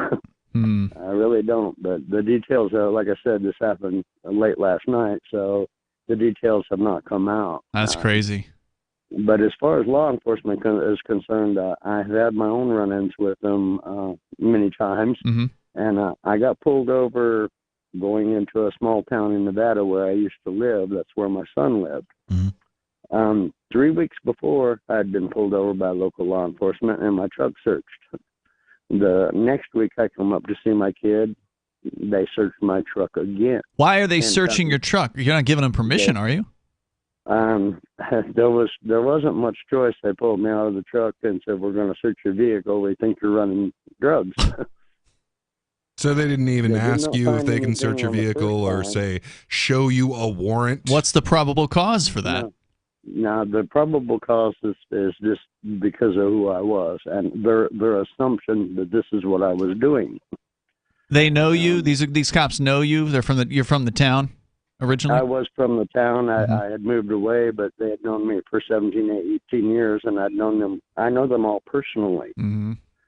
The second second week I went up, they searched my truck again, found nothing, jacked me around and all. The third trip, I decided I would go in the morning. I was coming into town about 7:30 in the morning. Mm-hmm. I passed the lieutenant, who I know personally. Mm-hmm. There was a highway patrol and another deputy behind them. The highway patrol and the deputy flipped around on me. And I said, oh, here we go again. Wow. So when I got into the edge of town, they pulled me over. They pulled me out of the truck, said, hey, we need to discuss your bald tire situation on the front of your truck. And I got out and I looked at them, and they're not bald, but they were worn. And I said, wow, you guys have got good eyes to see bald tires while in motion. 55 miles an hour. Right. You know, it was an amazing feat.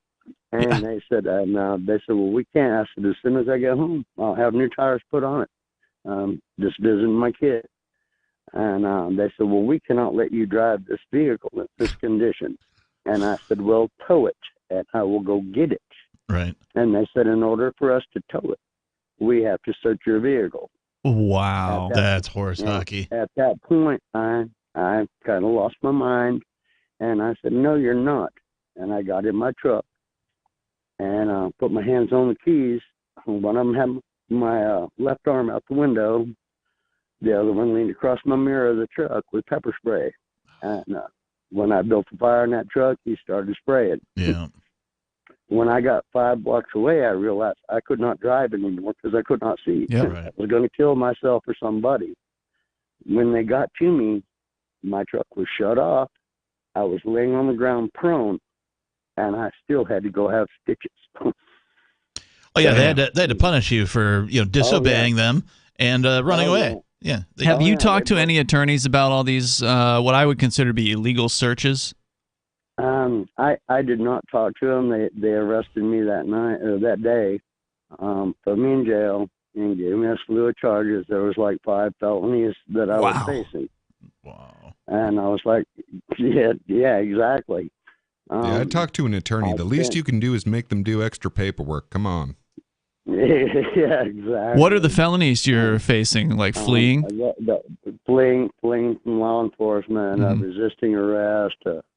There was a slew of them, and endangering people because I was running about 100 miles an hour when I decided to leave. You say was, so is this? Are these still pending charges? Oh no, they're not. These are long-term charges, but they let me out. They put me in jail. I was in jail for about 3 weeks. They took me down to a separate area. This is like rural Nevada. Mm-hmm. So they took me to another town. They had me X-rayed because they thought I was running dope, and they thought I'd ate a bunch of it. So they can just X-ray somebody. Yeah, they just looking for the balloon that he swallowed or whatever, right? Yeah, and they're preaching to me, this could explode in your stomach and this and that and the other, and there was nothing, I remember when we used to say that you weren't allowed to subject people to unwanted medical treatments. Wow. Guess that's a thing of the past. How long ago was this, Walt? This was in 1997. Oh, so okay. It's been a while. It has been a long while. I've gotten a lot calmer in my life. What happened after the X-ray? What was the next thing?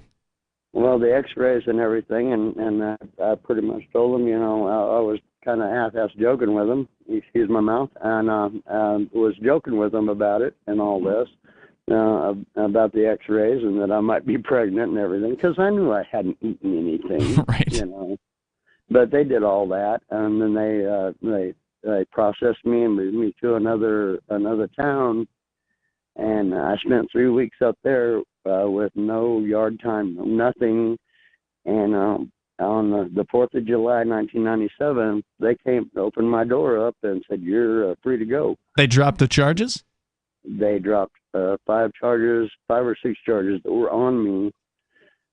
When I went walking out to the gate to process out and everything, they signed the paperwork, and a gentleman walked me out. And, of course, the first thing I asked him for was a smoke. He gave it to me, and I said, what happened here? And he says, you're clear of all these charges, but you're under investigation by a 3-letter agency.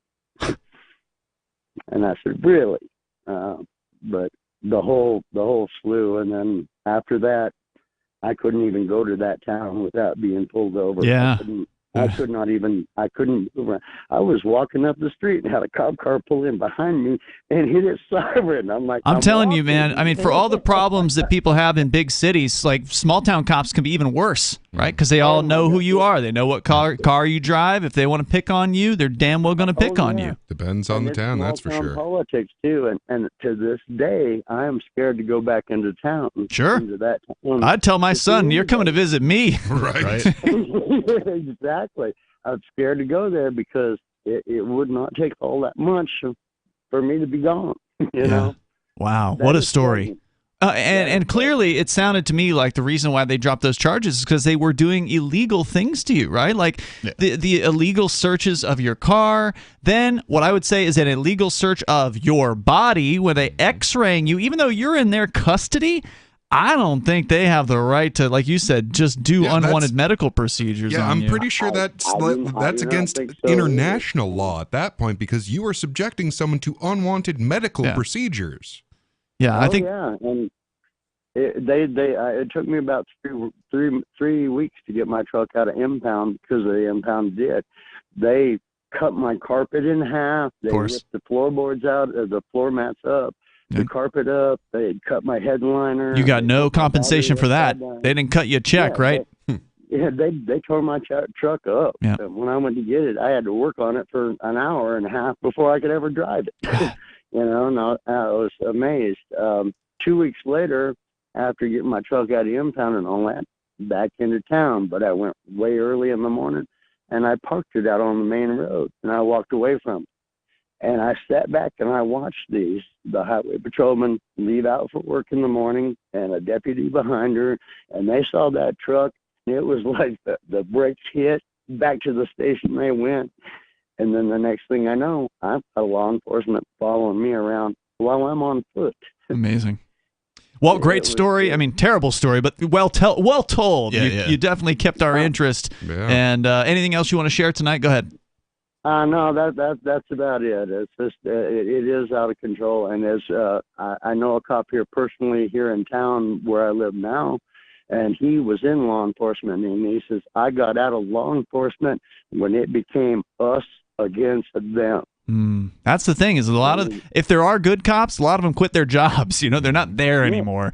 Thank you for the call, Walt. I do appreciate hearing from you. We actually used to have a police trainer who was a listener to this show. He may still be, but he came out to like some event that we met him at one point, and like real deal, right? Like he had the look and everything. Yeah. So he said that it was his job to train the next generation of cops, right? But he's seeing every year he's got a fresh generation of recruits that he's training, and he said that over time the quality of the recruits was going down. That they were getting more of a term that I'd never heard of before he used called badge heavies. These are people that are attracted to the job because of the violence, because of the power. And he saw more of those people and fewer of the, hey, I just want to make my town better, I want to keep people safe, those types. So more psychopaths, more like openly obvious, crazy, power-sick freaks were joining, and he ended up quitting his job over that, if I recall correctly, because this is what always happens to these organizations is that the people who join for the ideals that they're supposed to represent, well, they get in there, they find out that these ideals are not actually being upheld, right? And the people that join because they want to maintain this organization, they stay in, rise through the ranks, and keep it going, and of course keep it from doing the things that it says it does. Right. Imagine that police department we were just hearing about, them, Nevada, small town, probably no more than a handful of officers, right, for this town, and they're picking on people and they're doing illegal searches. Imagine you're the good cop, quote unquote, that just got hired on this small town police force, and you're like, you got rose-colored glasses on, you're like, I'm going to help catch the bad guys and I'm going to keep the town safe, and then you go out on your first run with one of these corrupt scumbag cops, and you see him doing things like pulling people over, searching them illegally, planting drugs, or whatever other nonsense is going on, and you think to yourself, what do I do about this? I mean, I see this guy doing all this illegal stuff, but I'm just the new guy here. How am I going to be able to put a stop? If I arrest him, what's going to happen when I take him back to the station? He's buddies with the entire police department. They're going to turn on me. Right. So you can understand why a quote-unquote good cop stays quiet in these circumstances. I'm not excusing it, but I'm explaining it because these guys will turn on him. You crossed the thin blue line. You arrested one of our brothers. Now you're the problem. Even though you were trying to stop the corruption, now they're going to come after you. Now they're going to find reasons to target your wife. Now they're going to find reasons to target your kids. Here's an idea that'll never be implemented that might have some impact. I think somebody told me once cops stood for citizens on patrol. I don't know if there's any truth to that. That's how that good came propaganda, about. though. But it seems to me that police and military should be separate entities, and we've seen over the course of the last 25 years or so that the police are becoming more and more militarized. Oh no, they're day. separate, Captain. They just get equipment from the military and dudes from the military. Well, now hold on. There This is the used to be a suggestion. law for that called posse comitatus, where there was a hard legal separation. And if you start mixing them, you would be violating the law, but they withdrew that law. Did they? And this is the suggestion that will never get implemented, and that is just forbidding any former military from being police.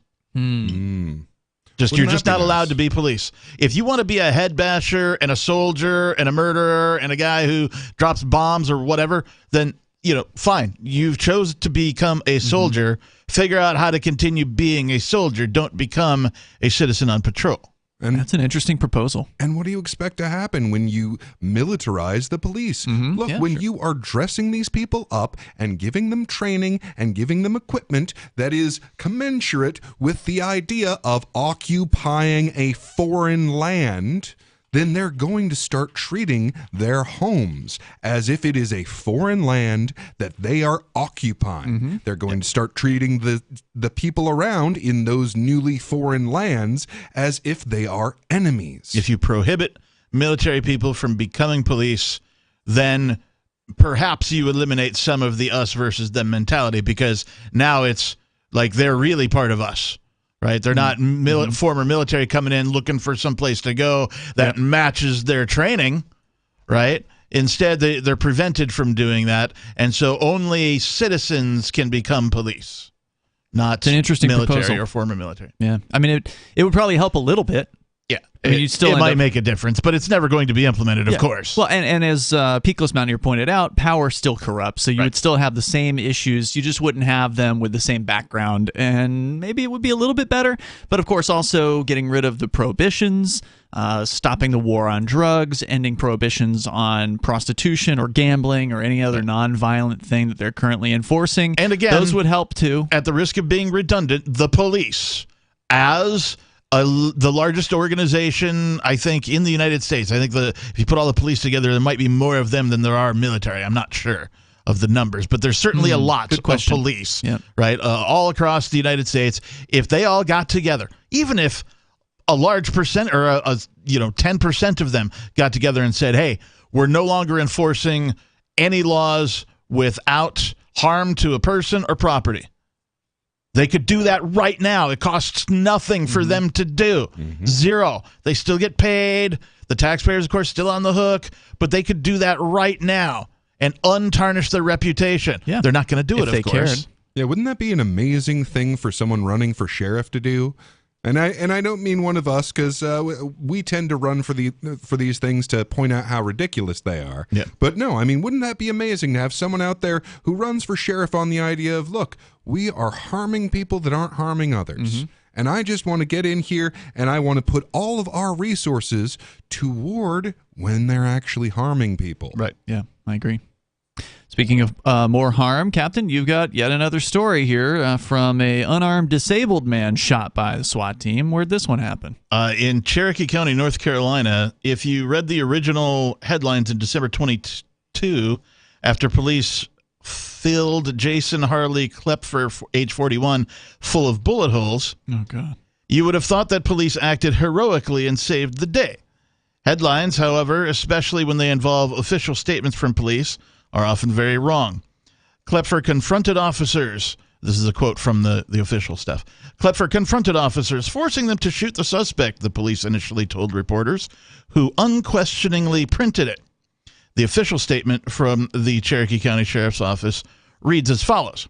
On Monday, December 12, 22, at approximately 11 p.m., Cherokee County E911 Communications received a 911 call indicating a disturbance with several gunshots fired at 1790 Upper Bear Paw Road. Cherokee County deputies were immediately dispatched and arrived on the scene at approximately 11:17 p.m. Deputies attempted to make contact with the alleged shooter, but was unsuccessful. Recognizing there was an armed suspect present and the potential for a hostage situation, Cherokee County Sheriff's Office obtained a search warrant and requested assistance from the Cherokee Indian Police Department SWAT team.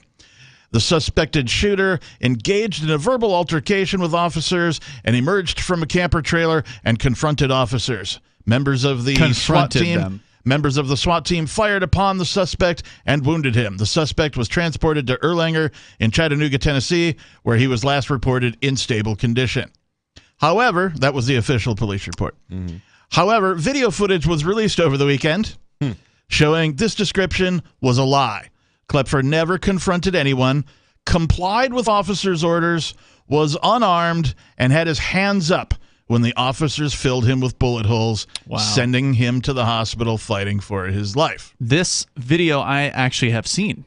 This was getting shared around quite a bit a few days in ago. December as well. I'd seen it in fairly December, recently. the article it was being talked about, but the video hadn't surfaced until this weekend. Right, and then what happens is the dude walks out of, it looks like a trailer, right? He's in like a trailer. Mm-hmm. He walks out the trailer door. You can clearly see he's putting his hands up, and then you see like a laser on his body, and he just goes down. So he was not presenting any sort of armed threat in any way, shape, or form. And then what happens apparently is the cops come into the trailer, and they notice the camera. Yeah, the article gets to that. According to police, they arrived at the scene that night over reports of shots fired. They wrongly accused Klepfer of holding a hostage inside his home and deployed a robot camera inside his home. As the video in this article shows, the one you're watching, Ian, the robot camera wakes the sleeping couple, who then get up to see what's going on. As Klepfer and his wife walk out the front door, both unarmed, they put their hands in the air before officers open fire. Klepfer collapses. What the hell? His wife screamed at the officers while helping Klepfer. He's shot. What the hell did you do? Despite shooting an unarmed man and knowing that he's bleeding out inside, officers yell at Klepfer to come outside. He could not. As cops finally enter the trailer, Klepfer is faintly heard telling them, "I don't have a gun. I didn't have a gun." After the SWAT officers drag Klepfer's body from the trailer, they realize that they're on camera and quickly acknowledge it. One officer says, "F, cameras." Yep. After seeing the video recording device. Uh-oh. Remember earlier in this tonight I mentioned getting your own cameras? This guy had cameras. It. Yeah. There's a camera in the corner of the trailer. We could Shows talk the whole thing. We can talk more about what happened next when the police saw the cameras. Yeah. Suffice it to say, they were caught. They weren't expecting that. That's why they said, "Oh, F." There's more coming up here in moments. You can join the show. The number is 603-283-6160. What do they have to hide? Oh, I don't know. Murder. It's Free Talk Live. Free Talk Live. I did all this construction. Well, I had the inspector come through, and he tells me it looks really good, but I think it looks better with Mr. Hamilton. I go, "Excuse me?" He grabs a sledgehammer, and he just starts tearing the place apart. He says it'd be better with Mr. Hamilton. He was looking for payoff. A $10 bill? The guy was crazy. He went into my kitchen, and he asked for Mr. Lincoln. I don't think I believe you. My mother left me a porcelain doll collection that he just went to town on. And this is the problem with having to have inspections. Thanks for the call, man. No, that was believable at the very first point. The guy was asking for Mr. Hamilton. How about Mr. Alexander Franklin? Hamilton is on the front of a $10 bill. I mean, I'm like, holy crap, he's banging holes in the wall for a $10 bill? Free Talk Live, 7 nights a week from 7 to 10 Eastern, live on the Liberty Radio Network at LRN.FM. Have you had enough of the big-name web hosting services that are long on promises but short on bleeding-edge features, uptime, and customer service? Try Agorist Hosting, the agile web host that offers full concierge service from website redesign, full e-commerce solutions, custom apps for your Shopify store, IPFS integration, and more. Agorist Hosting is ready to take your web presence into the future. To get started, head over to agoristhosting.com. If you want to know the latest about Free Talk Live before we go on the air, all you need to decide is how you want it delivered. It's your choice. Visit news.freetalklive.com to receive our usually weekly news updates by email. Plus, we have a Twitter account at twitter.freetalklive.com, and you can follow us on the decentralized Mastodon platform at toot.freetalklive.com. So please follow us at toot.freetalklive.com and sign up for our emails at news.freetalklive.com. You're listening to the live edition of Free Talk Live. Hour number 3 is next after the news here on the Liberty Radio Network at LRN.FM. From Feature Story News in Washington, I'm Nick Harper with the Week in Review. This was the week that the US and Germany announced a major shift in strategy towards Ukraine, saying it would send tanks to help Kiev in its battle against Russia. Ukrainian officials have been urging Western nations to send tanks to help for several months. FSN's Trent Murray sent this report from Berlin. Well, in many ways, this is Germany and Chancellor Olaf Scholz hearing the call from Kyiv. The Ukrainians have been asking for months for Western-made modern battle tanks. They say that if they can get their hands on those tanks that have superior firepower and are more modern than many of the tanks being used by the Russians, then it will give them a real leg up as they try to not only defend their territory, but to launch offensives themselves to claim back territory being held by the Russians. This last week, the United States also announced new sanctions on individuals and entities linked to the Wagner Group, a private Russian paramilitary organization, accusing it of being involved in Russia's war in Ukraine. The Treasury Department also designated the group as a significant transnational criminal organization. This last week, the US state of California was the location of 2 mass shootings in the space of just 3 days. 11 people were killed near Los Angeles at a dance studio during Lunar New Year celebrations. And then 2 days later, 7 people were killed in the city of Half Moon Bay near San Francisco. Benji Heyer sent this report from the scene of the first attack. The Half Moon Bay spree, spanning 2 agricultural businesses, was California's 3rd mass shooting in 8 days, taking the total this year nationwide to almost 40.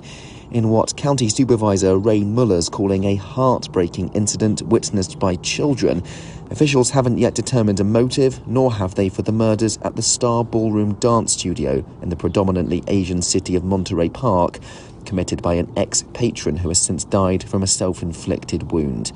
Following both shootings, US President Joe Biden urged lawmakers in Congress to pass a bill banning assault weapons. Meta made the announcement this week that it was reinstating Donald Trump's Facebook and Instagram accounts after a 2-year ban. The pages were suspended after the former president's supporters stormed the US Capitol in 2021. FSN's Tony Waterman has more. Meta says it will unblock Donald Trump's Facebook and Instagram accounts in the coming weeks. This will once again give the former president direct access to hundreds of millions of his followers, just as he ramps up his 2024 bid for the White House. Trump's campaign had been petitioning Meta to lift the suspension, arguing it was a matter of free speech. Meta said it decided to reverse course because it believes the risk to public safety had significantly receded since the January 6 attack. From bureaus worldwide, this is FSN. This week saw China's health authorities say that the country's COVID outbreak was significantly easing, with major falls in the number of deaths and severe cases. Beijing is continuing to promote its handling of the virus, despite international concerns over the sudden relaxation of its long-standing COVID rules last month. FSN's Richard Kimber sent this report from Hong Kong. China's Center for Disease Control and Prevention says the number of COVID-related deaths and severe cases at Chinese hospitals have both fallen by more than 70% from peak levels reached in early January. It says daily fatalities at hospitals across the country are now less than 1,000.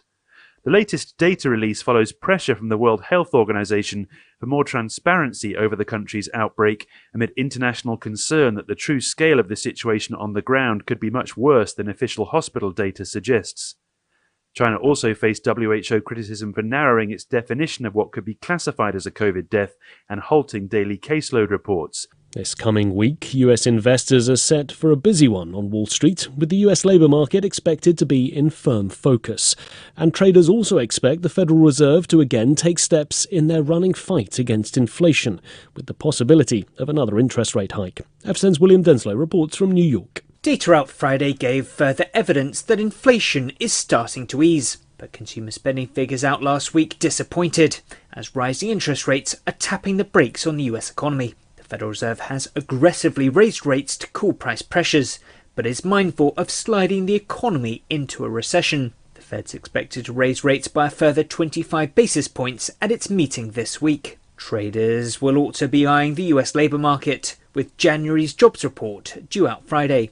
And it'll be a busy few days for corporate earnings in the tech sector, with Meta, Alphabet, Amazon and Apple all slated to release quarterly numbers. That was the Week in Review. From Feature Story News, Nick Harper reporting. Hailing it as the industry's most innovative product to date, global cosmetics brand Maybelline released its long-awaited Ideal Woman Rubber Mask this week, a thick latex facial covering worn over the head in lieu of makeup. By simply yanking it over your face, you can instantly achieve a fresh look that conforms to Western ideals of beauty. Essentially, you can just roll out of bed, stretch the latex urethane rubber beauty mask over your natural face, and boom, you're ready to start your day. Forget concealer, powder, blush, or mascara. Now you can achieve a look that adheres to the conventional standard of feminine perfection in seconds. It's incredible. You immediately see the difference. The very first time I tried it on, my pores were minimized, my skin tone was more even, and all of the idiosyncratic little wrinkles, physical imperfections, and tiny irregularities that make my face unique were erased. I don't spend a lot of time on makeup anyway, but now all I need to do is yank this thing over my head, and that's it. I'm conventionally attractive. I mean, this gives me so much more time to find an outfit that makes my body look thin and socially acceptable. This is the Onion News Network.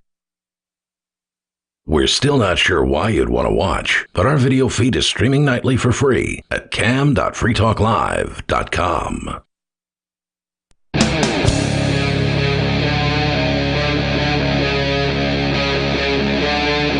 Free Talk Live.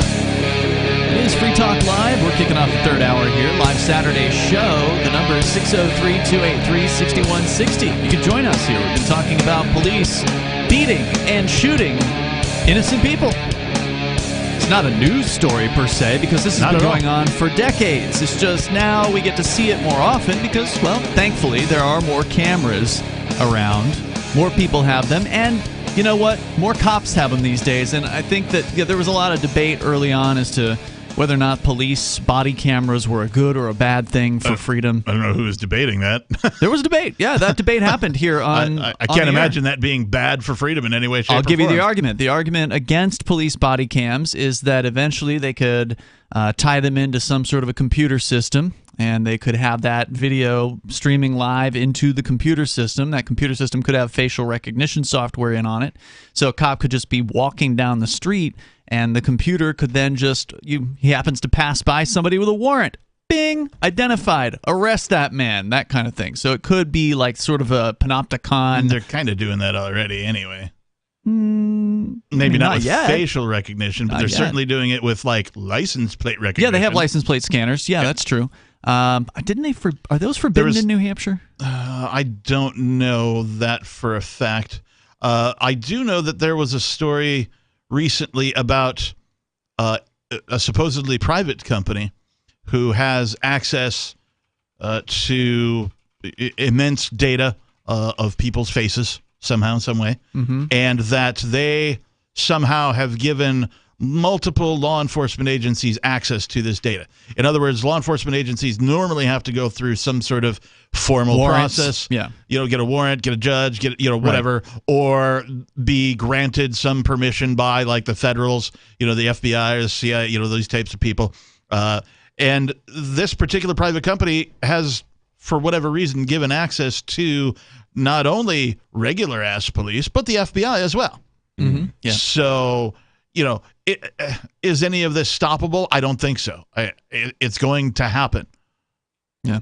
So that was the argument, though, was that it could be used to actually find more people that the police want to arrest if it were tied into a computer system. Yeah. Peakless and I were talking during the break about what if you could just go, like we're in Keene, New Hampshire. What if you could go to KeenePolice.com and then go to Officer Cameras, and whoever was on duty just had their camera rolling and live at any time, and any citizen, anybody, anywhere in the world That would be watch interesting. Yeah, that's the thing. Officer so-and-so do his job. A lot of people would, too. It's so easy to see what a free market in safety and security would look like. Because if I'm offering you security, it's cheap, it's easy, and it's functional. And frankly, you're going to have a hard time competing with my security company if I have body cams that are on all of the time, that anyone can just look at, that it's just complete actual transparency. Like, if you're trying to compete with my security company and you don't do that, you're going to have a hard time. So it's just going to become an industry standard in all of the peacekeepers are doing this so that they have actual accountability. At first, you would think that sounds like a good idea, and I'm not necessarily opposed to it, but I'll give you the counter-argument to it, at least from the government's argument would be that it's going to violate people's privacy if that happens. So, somebody calls the police, they show up that's look, if you're out in public, there's no expectation of privacy. Well, Things are what if you're in your crystal house? clear on that. Somebody calls your police, or somebody calls the police, they show up at your home. You open the door up, you got no clothes on, or you're telling them your personal information, and so now you've got people on the internet. Once you've opened the door, you are allowing public entry to that visual. That's how it works. No, I get what you're saying. If you walk naked in front of your window, you can't have the expectation that no one's going to see you naked. Yeah, I see what you're saying there. Then the other point is that they might be giving up information that is private or privileged or something like that, and then anybody watching that stream would have that information. I mean, Social Security I understand numbers. your argument. I think Peakless is speaking in more of in the absence of the monopoly on violence, the free market might look something like this. It might, but then another company might say, well, we're not going to reveal your personal information. It's up to the market to work out those details. Yeah, what would people want to see? Right. I don't know. I could see some situations where that would create some frustrations for people who otherwise weren't guilty of something, but now all their personal information is now available on a live stream as far as their phone number or their address or whatever, and maybe that's not helpful for them in certain circumstances. Well, and I would love to find out, wouldn't you, that hey, my security company, we have just a 24/7, every time that our officers are out there doing things, there is a live feed on the internet, audio and video, and you're like, actually, so what we do, we use a little AI program for social security numbers to make sure that those don't go out, so there's kind of a delay on our feed, and find out, what do people like more? Yeah. It'd be nice if we had the opportunity to have competition in that area. That's true. So, Captain, you were telling us about a gentleman who was asleep in his trailer, and some kind of noise was made by apparently the police throwing a robot into this man's trailer. Yeah, now, Mr. Klepfer and his wife. I've only seen clips from this video, so I have not watched it from beginning to end. I did not see the part where the robot got thrown in. After watching the video of Mr. Tyree Nichols and then coming upon this story, I did not watch the video. I just didn't have it in me to hit play. So you didn't see him step out with his hands up and get there's shot? some stills in the article that show that. So I saw that part. And just having watched it again just a few moments ago, that portion of the video, he has something in his hand, and I'm wondering if that was the robot. He has this black device, obviously not a gun, clearly not a gun. He has this thing in his hand as he's going out the trailer door and raises his hands up in the air. And I'm guessing he picked up this robot, and that was what he walked out with, because it's not obvious what the thing was. Well, they shot him at any rate when his hands were up. Yes, they did. And they drug his body from the trailer, and then they realized they're on camera. One officer says, F, cameras, after seeing the recording device. Police then turned the lights back on. Apparently they turned the lights out, as they appear to put on night vision in a futile attempt to cover their actions, apparently unaware that the camera had night vision as well. So they had turned the lights off. This guy's camera had, the ability to have night vision like most home security cameras do these days. Yeah, these guys are real brilliant. And so they attempted to, cover it up. Klepfer, straight up crooks. Klepfer, who was disabled even before the shooting, has been in recovery ever since the shooting, having undergone multiple surgeries. Well, and as far as the brilliance of these officers, I remind you of the people who've been denied entry into the police force because of their high intelligence. That's true. Some police forces have IQ high-end limits. Yeah. Oh, yeah.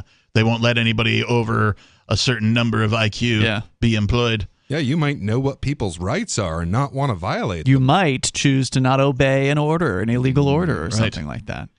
Mr. Klepfer has had multiple surgeries from the shootings. Oh, man. He's been sharing his recovery on Facebook and says he and his wife are staying out of the state, claiming they fear for their lives with the SWAT team giving them ample reason to do so. Mm-hmm. In a seeming attempt to cover for their gross negligence, police have charged Klepfer with, quote, communicating threats and resist, obstruct, delay. Oh, he delayed them by falling down and laying there bleeding. Right, yeah. Klepfer says he is innocent of all charges, and if the video is any indication, he's telling the truth. Wow. Resist, obstruct, delay? Man, we just get closer and closer to Demolition Man every day. Murder, death, kill. Resist, obstruct, delay. Actually show the police weren't robotic enough. Yeah. We just need to add these kind of crazy words to it. Bonnie had not seen Demolition Man, so I showed her that a few weeks ago, and Did she really figure enjoyed out the shells? No one knows how to use the 3 seashells.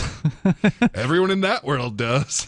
Well, there was actually a theory that no one in that world does either. They just all pretend like they do, and that no one really understands that circumstance. Yeah, I'm going to go with the evidence is contrary to that, because people are going to want to wipe.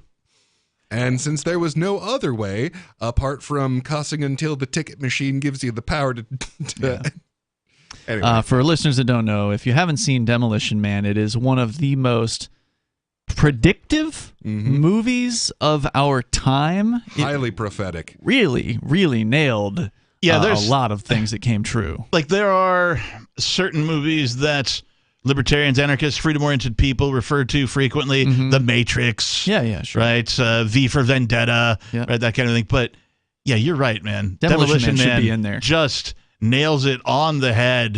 Just gets it right in so many ways. And also a star-studded cast, right? Yeah. Stallone, Sandra Bullock, Dennis Leary, Wesley Snipes, right? There's a bunch more, and there's a bunch of people you recognize. And while we're making lists of prophetic movies, I got to throw in Idiocracy there. Yeah, I'm due for another viewing on that one. Which I'd like to point out something that, like, I mean, a lot of people get very sort of hopeless and black-pilled off of that because they see how terrible things go. But I'd like to point out that even in that movie, there was this encapsulation of humanity that was immune to that process. And that the introduction of that humanity back into what it had become was what pulled it back out of the fire. So I do see that as a very real possibility in our future. So you have the Free State Project, you have people who really do love liberty coming together and creating a community that becomes more and more immune from this kind of destruction of the human spirit. Yeah, it has to happen because just people going out in the streets and shouting and protesting and getting angry over the police abuse is not going to change it. We've seen this, this process repeats itself over and over again. Cops murder somebody. People get mad. They take to the streets. Politicians pretend to care. They simmer things down. There might be a conviction. And then things go back to relatively normal. There's no actual changes that are made to the system. And whatever changes are being proposed aren't fundamental enough, even if they were to make those changes, which, from what I can tell, none of those things have transpired. Right. Because there was like the proposal to sort of defang the police supposedly and like have mental health experts be the ones that are called to certain circumstances and then only have the police getting called out to like violent circumstances. And on its face, that didn't seem like a bad proposal if you're going to have a monopoly police force to try to make things less insane. They just never implemented it. But it never got implemented. Never even got even close to getting off the ground. Even in Minneapolis, where they burned the damn police station down over this situation. And I'd like to point out that to us, it is just as obvious that you can't have this position of special rights as it is to normal people that you put water on plants. Indeed. So if you want to join the show here, you can. Sarah's doing that in New Mexico. You're on Free Talk Live, Sarah. Oh, yes. Thank you for my call. I just want to say, You're welcome for our call. Yeah. Well, I mean, our state is in session right now. Your state. Ew, I'm sorry to hear that. Well, it's only 2 months. It goes by. Wait, what kind of a session? Are they sitting around like smoking bongs? Or No, they're planning your destruction. Oh. More taxes, more the worst kind of cops, session. more government programs. But Sarah loves all that. She loves more cops and more taxes and more government programs. So when the state's in session, Sarah is ready to go. She's all excited. Well, it's amazing that they're actually taking calls and they're actually picking up the phone. That's what's the exciting part of it. Well, they're secretaries in each office. Why does that excite you? Well, most other times I'm calling their home phones, cell phones, and a lot of times that I don't get a pickup, or all I get is a message. And you actually get their cell phone numbers? How do you do that? Well, I mean, that's what they list on the website. Really? On the state website? Well, I mean, this is New Mexico. I mean, they put their home addresses. That's why the Okay, that's good. That's like New Hampshire's like that too, except they'll actually answer the phone here. Do you call these politicians and their phone numbers that you get off the website as frequently as you call Free Talk Live? No, not really. And a lot of them, all they got is an email. But the office right now during the session, that's why I'm all excited. They actually pick up and they want to know what bills, HB 22, auto speeding camera. So you're excited because you get to talk to a gatekeeper now? Yeah, I mean, I'm excited because they're actually picking my call. They're writing the bill number down. They're asking you in favor of it, and they're actually pretending to be a responsive government. Yeah, they're pretending. You think they really care what you think? Well, when they do have a vote, we have 70 representatives. I'm trying to get a hold of them before this goes to my HB 22. All 70 of them? Goes to their vote. You know, What's HB 22? Use of the enforcement of use of automated speeding enforcement. That bill, that's what I'm tracking. So it's still in committee. So before I want to call all of them before they vote on it. So that's my goal. So See, this is what we're up against, guys. People like Sarah. Thank you for the call tonight. People like Sarah, busybodies. The people who show up are the ones that make a difference in these systems. Now, look, we are pointing out that if you're talking to a gatekeeper, you're not talking to the decision maker. It probably isn't going to make that much of a difference if you're just talking to a secretary. But to some extent, it is true. Somebody with the dedication that Sarah has, she's willing to try to spend the time that it takes. And I'm not saying that everyone should do this or whatever. This is, if you can just contact your local guy, that's usually enough. If you've got activists in one particular area. But she's calling all of these state representatives, and she's telling them what she wants them to do. Now, maybe they're going to ignore her, but if there's a lot of people like her, maybe they'll listen. And at the very least, she gives them an excuse to do what they wanted to do already. They can say, look, I have these people calling me up day and night, asking me to enforce more of these laws. That's exactly right.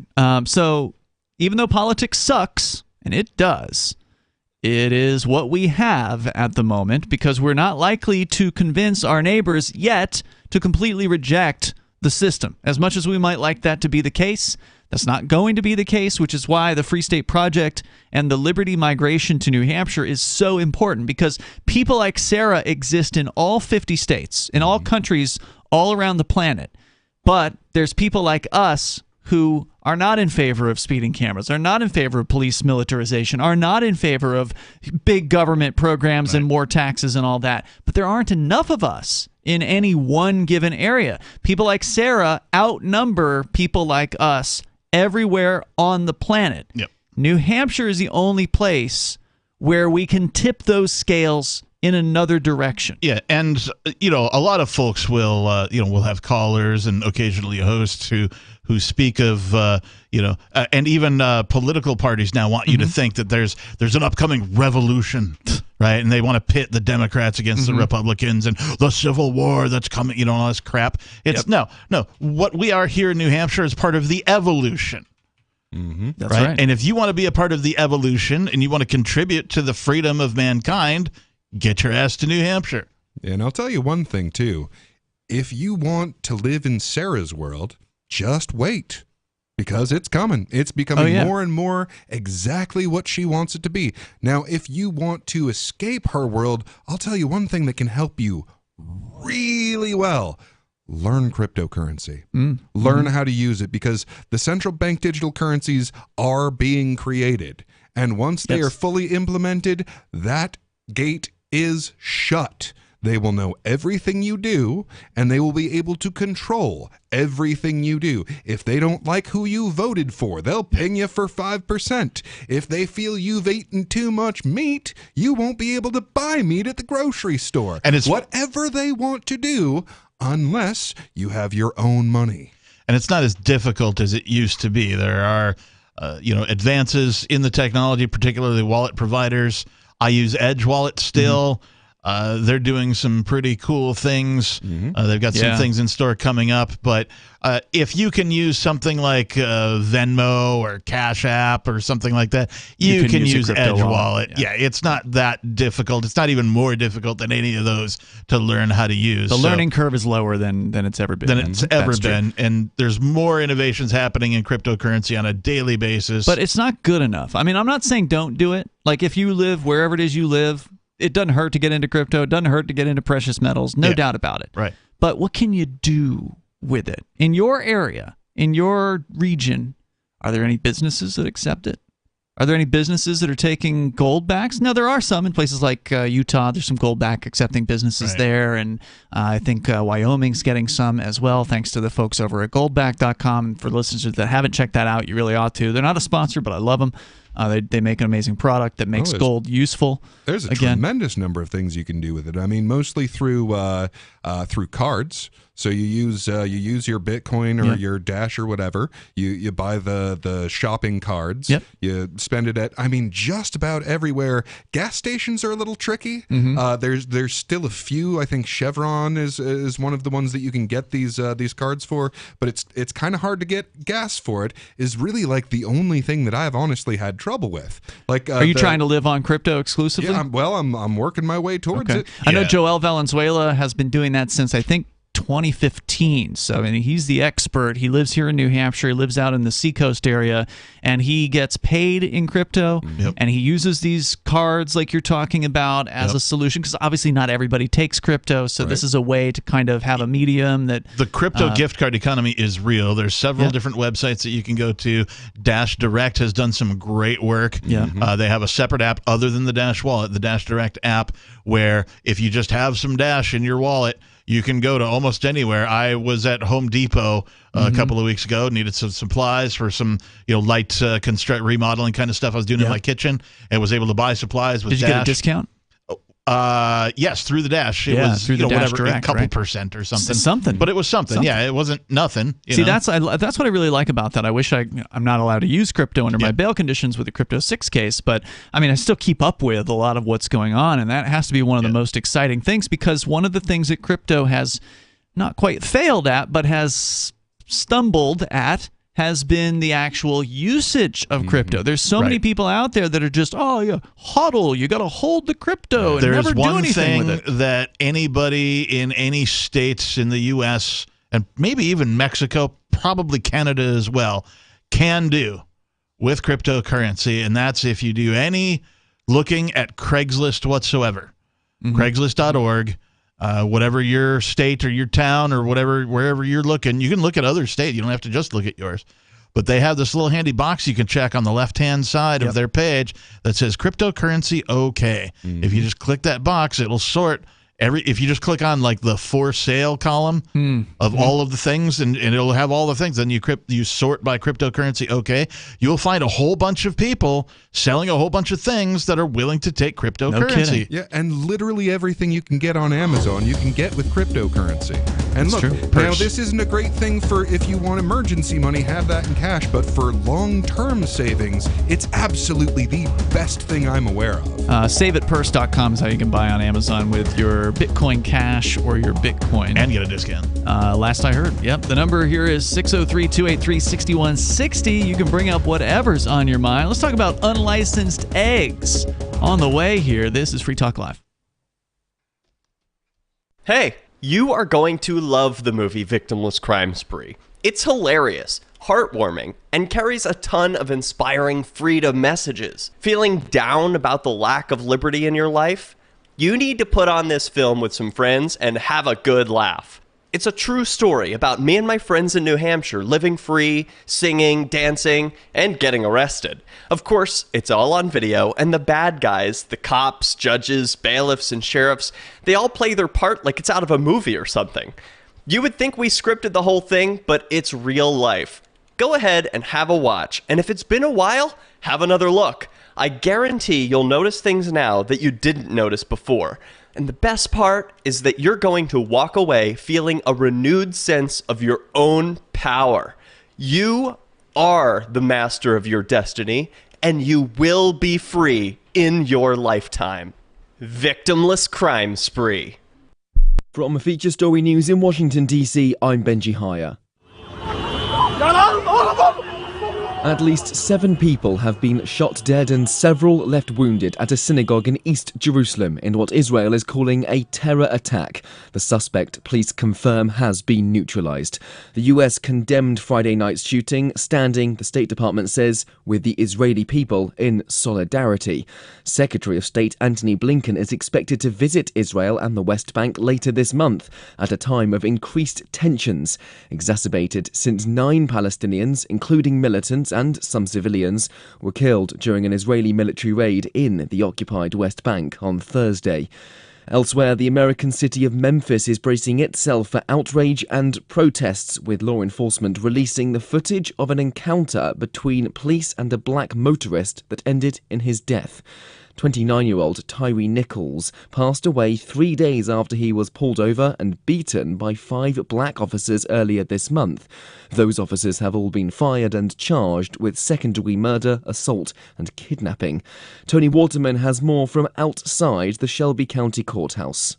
There is no doubt here in Memphis that the egregiousness of this video, its staggering brutality, will bring people to the streets. What Tyree Nichols' family, law enforcement, and community leaders are asking for are for those protests to be peaceful. At this point, officials say they have no indication that violence is planned, but they are on guard. There is an increased police presence in the city. The few people who have viewed this video, including law enforcement and Tyree's family, have described it as heinous, inhumane. The family's lawyer saying that Tyree was beaten like a piñata. Tony Waterman, Memphis, Tennessee. Voters in the Czech Republic are heading to the polls to choose their new president over the course of Friday and Saturday. Former Prime Minister and billionaire populist Andrej Babiš is up against pro-Western candidate and the contest's favourite, Petr Pavel, a retired army general. Both men failed to secure a majority in the first round of voting. It's 50 years to the day since the Paris Peace Accords signed in the French capital officially ended the Vietnam War, prompting an immediate ceasefire and the eventual withdrawal of American troops. Friday also marks International Holocaust Remembrance Day, the annual memorial for the 6 million Jewish people killed under Nazi persecution during the Second World War. The United Nations held a series of events and a ceremony in memory of the victims. From the UN's headquarters, Sally Patterson reports. January 27th marks the anniversary of the liberation of Auschwitz-Birkenau, the largest Nazi death camp. It also remembers those killed in subsequent genocides in Cambodia, Rwanda, Bosnia and Darfur. Sally Patterson, New York. From bureaus worldwide, this... You can help spread the ideas of liberty with our Patreon for just $5 per month at amps.freetalklive.com.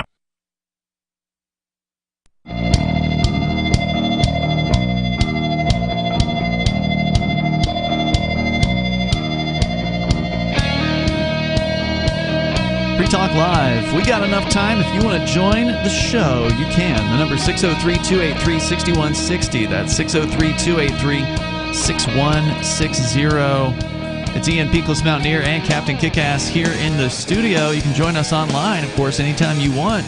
Head over to freetalklive.com and enjoy the features that we have there for you. Coming up here in about an hour from now, it's going to be Beard Talk Live. Beards! These two gentlemen, Captain Kickass, Peakless Mountaineer, will be joined by our friend Nobody for Beard Talk Live tonight. It Also is with a beard. It is a show, but it is not on the radio, which means it doesn't have the FCC hanging over its head with all of its rules. Uncensored. Yeah. Biatch. There's no censorship on Beard Talk Live. We don't have the dump button. It is not even accessible during that show, so you can call in and say anything that you want to. Really? I can't even use it for a flush effect? No, afraid not. Damn. Afraid not. You can pull up the flush effect if you want to. Yeah, on I know. Some website. I just like the one we have. We do actually have sound effects in the system here. If you want to use those, you can. But check those guys out. They're on starting 10:30 Eastern. They usually go to about 1:30 Eastern, usually a 3-hour show. Phones are open as always, and it's Beard Talk Live. You can watch them live at watch.freetalklive.com. That takes you over to our Odyssey live streaming channel. We're also on whatever other video platforms you might happen to follow us on at those times, presuming they haven't banned us, which some of them do sometimes. So that's why we recommend watch.freetalklive.com for Beard Talk Live tonight. Some folks who don't get a chance to call in to Free Talk Live during 7 to 10 p.m. Why, on Saturday nights, we go 10:30 till about 1:30. So you can call into that as an alternative, and you don't have to worry about being censored. Yeah, and you can, if you can't listen live, you can also listen later. The full show does appear in our podcast, which if you're not subscribed to, you can go to feeds.freetalklive.com, and you'll find links to our RSS feeds there. That's feeds.freetalklive.com. Our amplifiers also get a copy. That's correct. And as I understand it, Riley, our Daily Digest guy, is now making a Daily Digest of Beard Talk Live. I spotted that in the feed this week. So I've been told that was supposed to happen. I didn't see it in the feed. I saw it. Okay. It was there. Killer. So that means if you Thanks, are Riley. time challenged and you want to get a less than an hour summary of Beard Talk Live, then you got that option too. But you do need to follow our podcast for those options over at feeds.freetalklive.com. I wanted to come back to what you were saying. We were talking about cryptocurrency, and then we can get into the eggs, the unlicensed eggs or unpermitted I love eggs. getting into those eggs. Well, it's more important now than ever. I It's mean, an with the expensive subject Egg these days. prices I miss are eggs. going I crazy. mean, eventually that price is going to come back down and I can put them back in my diet, but man, it's just not happening right now. You were talking about something that people can do is get into cryptocurrency, and I said, well, yeah, but what can you do with it? And you gave an example of kind of one of the cheat codes of crypto. You can go and you can buy these gift cards online for various different corporate sort of shopping experiences, and that's cool. It gives you a way to get out of your crypto and actually turn it into products and whatever, and I think that's great. But what I meant by that is, can you actually do something within the community? Meaning, is there another human being with which you can interact? Are there multiple human beings with which you can interact in regards to buying and selling things for cryptocurrency? And in most places, the answer is no. The answer is as a flat no. There's no other. It depends on where you are. No. So, I say most if you're places. in El Salvador, if you're in St. Martin's, if you're in, depends on where you are. Yeah, If you're that's in true. certain parts of New Hampshire and not other parts of New Hampshire, or as the captain was pointing out, if you go onto Craigslist, there are actual human beings who will take cryptocurrency. Even here in like Vermont or whatever, like you can go to any state on the Craigslist website and look at what's for sale in that state. If there's a state near you that's not too far a drive or whatever, that would be an and do the interesting same thing to do, is to go through all 50 states and see, what are the most crypto-friendly states as far as Craigslist? It seems to be the same thing or the same trajectory as Craigslist itself. That is to say, the larger metropolitan areas have more stuff for sale for cryptocurrency. Yeah, but I mean the per capita. smaller areas have less stuff. You would for have to sale. figure it out per capita in order to really tell which one was the most. But that's the point I was trying to make is, it's not a bad idea to get into crypto. It certainly is going to be likely good for you in the long term. We can't know for sure what the future holds, but the past is any indication, then that may be true in the future. But it's better to have an actual community of people with which you can use your cryptocurrency. Yes. Not just mom and pop businesses that you can actually physically go to, as we have here. We don't have enough of them, but we have some. We're certainly not at St. Kitts level where there's literally over 100 businesses on its tiny little island that take cryptocurrency, specifically Bitcoin Cash in their case. They're I think the top place on the planet right now. St. Martin and St. Kitts are blowing everybody else out of the water. It's not even close. Yeah.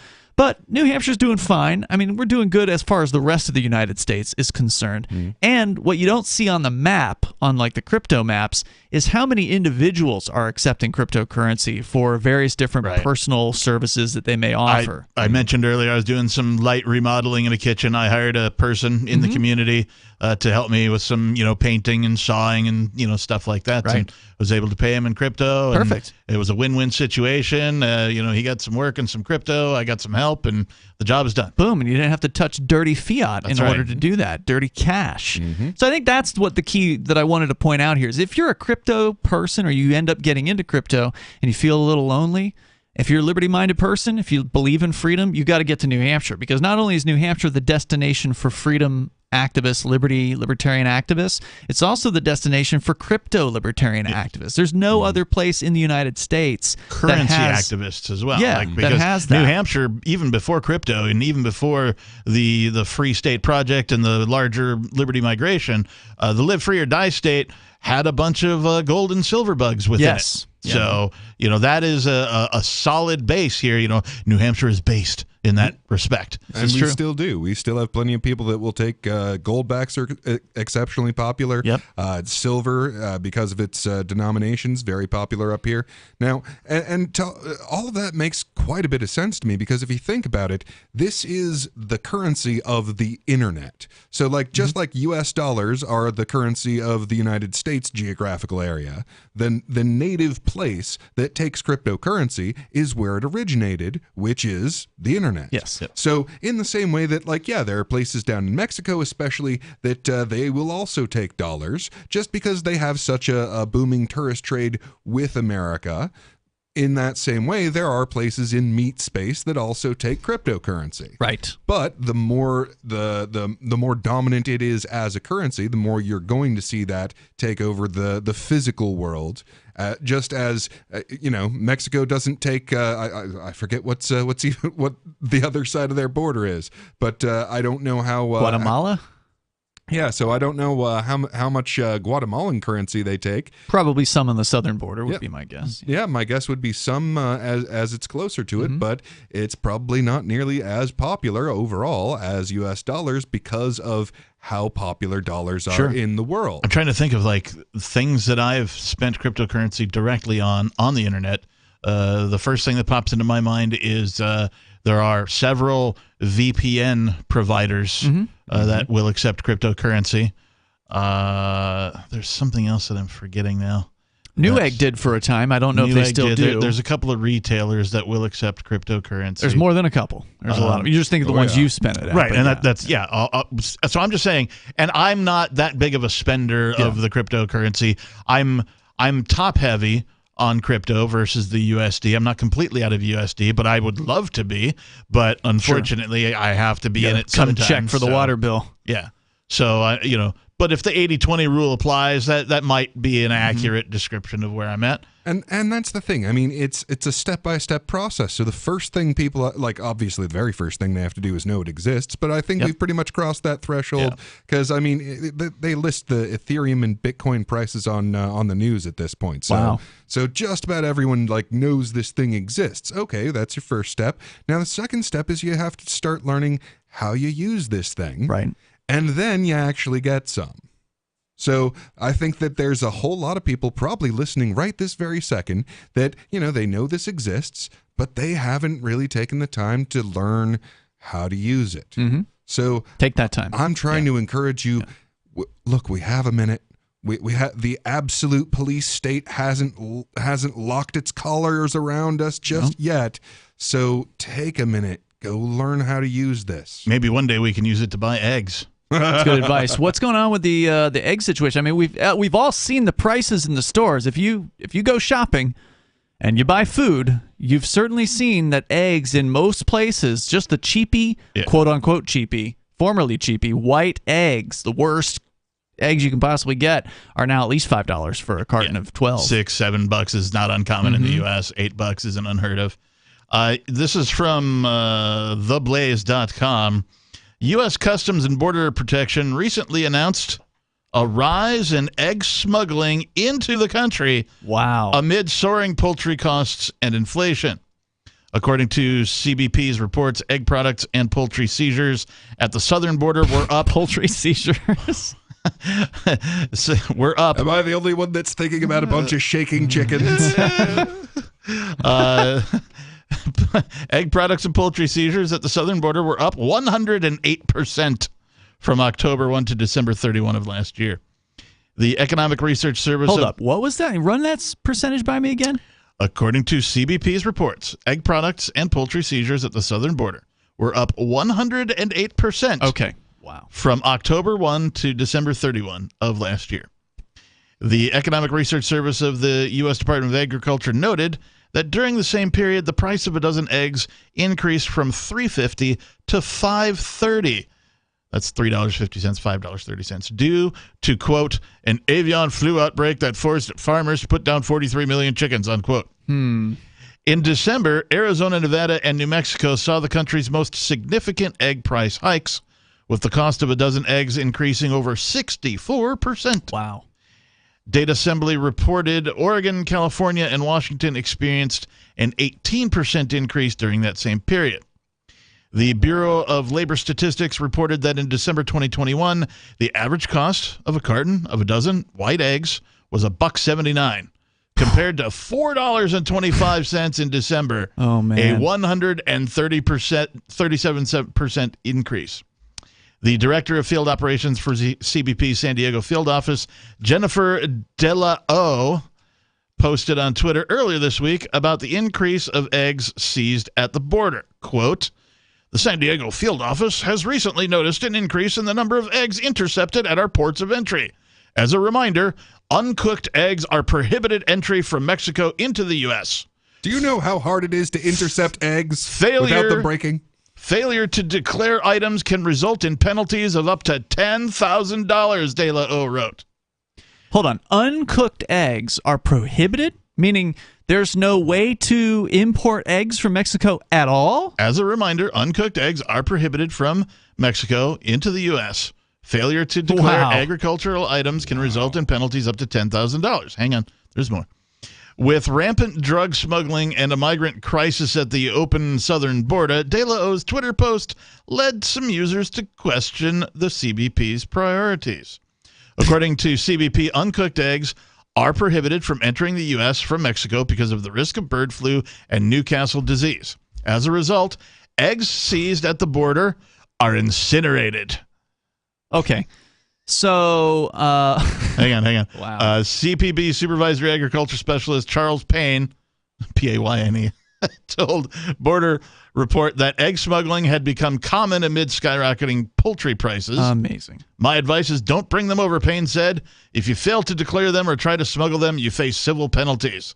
Payne did add that the $10,000 penalty De La O mentioned is typically meant for undeclared illegal commercial shipments, not individuals. According to Payne, individuals who attempt to smuggle a modest number of eggs into the U.S. will likely face civil penalties closer to $300. The advantage of declaring is we will pick it up with no penalty issued. If you fail to declare it or if you attempt to smuggle it, there's going to be a penalty, he said. What does it matter if eggs come up here with quote-unquote avian flu? I mean, do people get that? Is that a thing that happens? Have y'all ever heard of somebody coming down with avian flu? Doesn't that just infect birds? I'm not I an remember AV. there being a scare about the possibility of it at one point, but as far as people actually catching it, I hadn't Bird heard of flu, that at all. swine flu, pig flu, horse flu.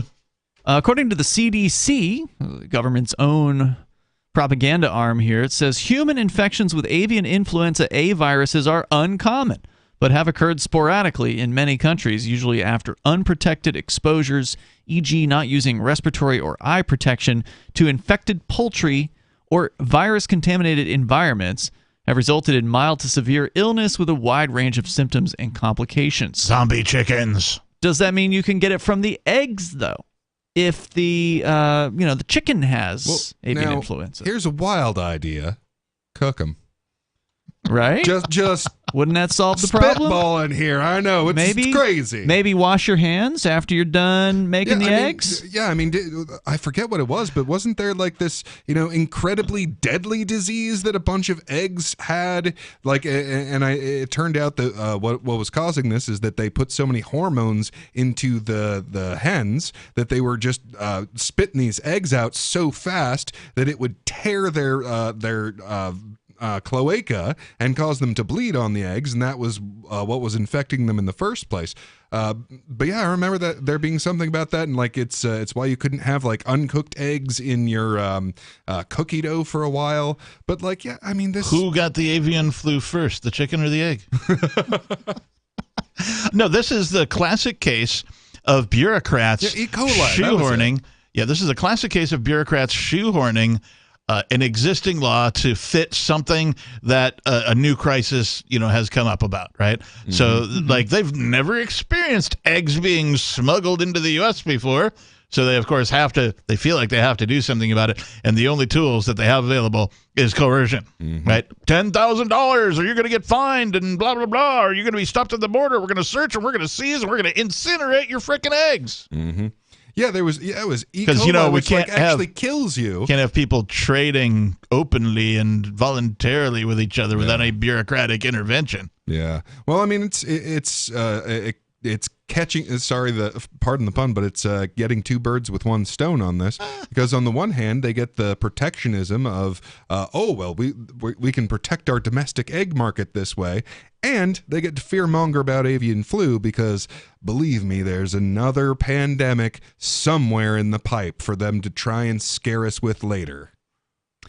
So if you've ever gone to Mexico and gone to the grocery store or Walmart or whatever in Mexico, one thing that's going to stand out to you is that they don't refrigerate their eggs down there. Mm-hmm. And it's not just Mexico, apparently Europe and basically the rest of the world doesn't do this. So you talk about protecting the egg industry. That's what this is all about. Mm-hmm. There's mandates that say that you got to have washed eggs in the United States. And apparently when you wash an egg, it actually gets rid of a special layer of protection that is on that egg, which means they then have to refrigerate the egg so it doesn't catch salmonella. And like there's this whole bureaucratic nonsense that has been forced upon the egg industry here, probably at the behest of some of the biggest egg producers, would be my guess. So that's why they have to keep it in refrigeration the whole time. And they have to, and of course that's just going to increase the costs of having eggs in the United States. So of course there's going to be a demand to get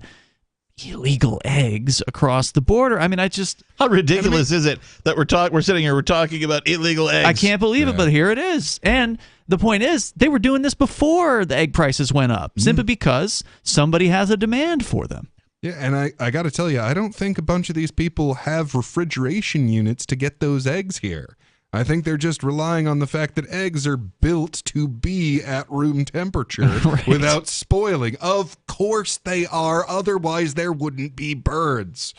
Yeah, and if birds are real. And if you look at grandma and grandpa's ways of preserving eggs, there's all sorts of we'll call it Little House on the Prairie or prepper style methods for preserving eggs that don't require refrigeration. Yeah. I want to go to the phones here. Caller, you're on the air on Free Talk Live. What's your name? Hey, I'm Andrew. Hey, Andrew, what's on your mind tonight?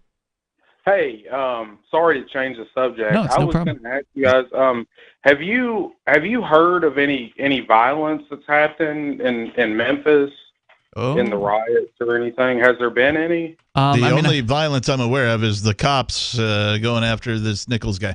I have not heard. The story we had was just a general overview tonight. It wasn't like a broken windshield's all I heard of. That was New York City. Oh, that was okay. But Memphis specifically, I haven't heard anything. I heard some people were blocking traffic on some bridge somewhere in Memphis, but that's it. Unfortunately, we haven't gotten the details. Have you? Well, I've been working a lot the last couple of days, and I haven't really been keeping up with it. Are you in Memphis? I live in a town called Jackson, Tennessee. It's the next biggest city east of Memphis. Okay. And it's kind of been tense the last week just because people talking about, well, what's going to happen and this and that. And, I just want to say I haven't heard of anything happening. And honestly, I'm really proud of how they're actually handling it. People are out there doing stuff, but I haven't heard of them burning stuff down. And I feel like that, I don't know. I kind of like to see that, Me too. It's not like some of the other things that have happened where people come out and they start to loot and burn stuff down and everything. So I just want to say, that kind of makes me happy to see at least they're not committing more violence. I hope it doesn't come to that. Angry, nothing is more counterproductive than going out and destroying the community that are the victims of the police. It makes absolutely no sense to burn a place down that's owned by somebody who's, local, or even not even if they're local, they employ local people. Like, to stop targeting business owners. It makes absolutely no sense. It's insane. And talk about undercutting your message. Like, you're saying, hey, these people are too violent, so let's be violent. That's no way to get your message across. I just wanted to point that out that I'm actually proud of how they're handling it. So, and I don't think that's been pointed out, but it's a good point. I haven't heard of anything, and I think that's I think they're doing as good as they can in a situation like that without contributing to more violence. Yeah. So. Yeah, and I certainly call for civility in these matters. It's okay to be angry. It's okay to voice your anger. It's okay to work towards some sort of change in whatever way you see fit as an individual. But I, too, am glad that thus far it seems to be, the responses are civil. Thank you for the call tonight. Do appreciate it. Go ahead. Thanks, appreciate it, guys. All right, I just wanted to point out something positive. All right, dude. I appreciate it. We just get caught up in the negative. So, anyways, I appreciate it. The world needs more positivity. I definitely appreciate that. Thank you for the call there. 603-283-6160. Yeah, it's part of how we're wired. We pay more attention to negative things because you can only be so happy, but you can be all the way dead. So your nervous system will prioritize that. And that's also how we spread our information is like we will first say, hey, watch out for this, and then say, hey, here's this cool thing. So it's good to consciously counter that and say, hey, these people are behaving really responsibly in spite of the fact that they are really obviously quite angry right now. So I wonder how it didn't get into the actual volume of eggage that are being confiscated down there at the border, did it, Captain? It just said it was up like 130% from one year to the next, but it didn't actually say like how many truckloads of eggs that they are seizing and then incinerating. Was it when they catch them? Burning them? Yeah, they'll incinerate them. Yeah, and it cut off in December, so I'm sure it's gone up from that. Because the prices are going up. To now, exactly. Yeah. Crazy stuff. In other related news, El Salvador. We've been covering them off and on over the last couple of years, ever since they announced that they were going to be making Bitcoin legal tender down there. The president of El Salvador, who by all indications is, just another power monger like, all presidents are. But one of my favorites. But he is entertaining because he sort of presents himself as this Bitcoin maximalist character, and he is sort of taking on the IMF, the International Monetary Fund, and the dollarization of the world to some extent. So he's an interesting character. He has announced that in the past year, almost every legacy international news outlet said that because of their Bitcoin, quote-unquote, Bitcoin bet, El Salvador was going to default on its debt by January 2023. He said since we had an $800 million bond maturing this month, he said literally hundreds of articles made this claim. And now they have made the payments on their debt. And they're probably not good, but they made the payments when everyone said they couldn't. And did this get covered by all that media? And they say, no, sorry, we were wrong. No, sure wasn't. Maybe we'll talk about this another night. See you tomorrow. freetalklive.com.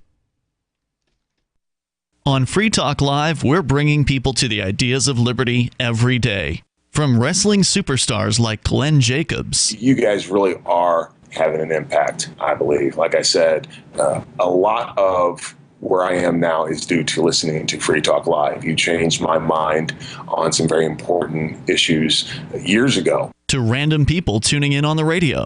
I was kind of stuck in the left-right paradigm. I heard your show by chance on a Saturday night. From there, I went on, joined the Free State Project, and become an amplifier. So, I mean, that's really the reason why I amp is because I know that if it wasn't for you guys being on as many stations as you are, I never would have found the ideas of liberty. You can help more people hear the message of liberty by joining Free Talk Live's AMPS program on Patreon for as little as $5 a month. And you'll get access to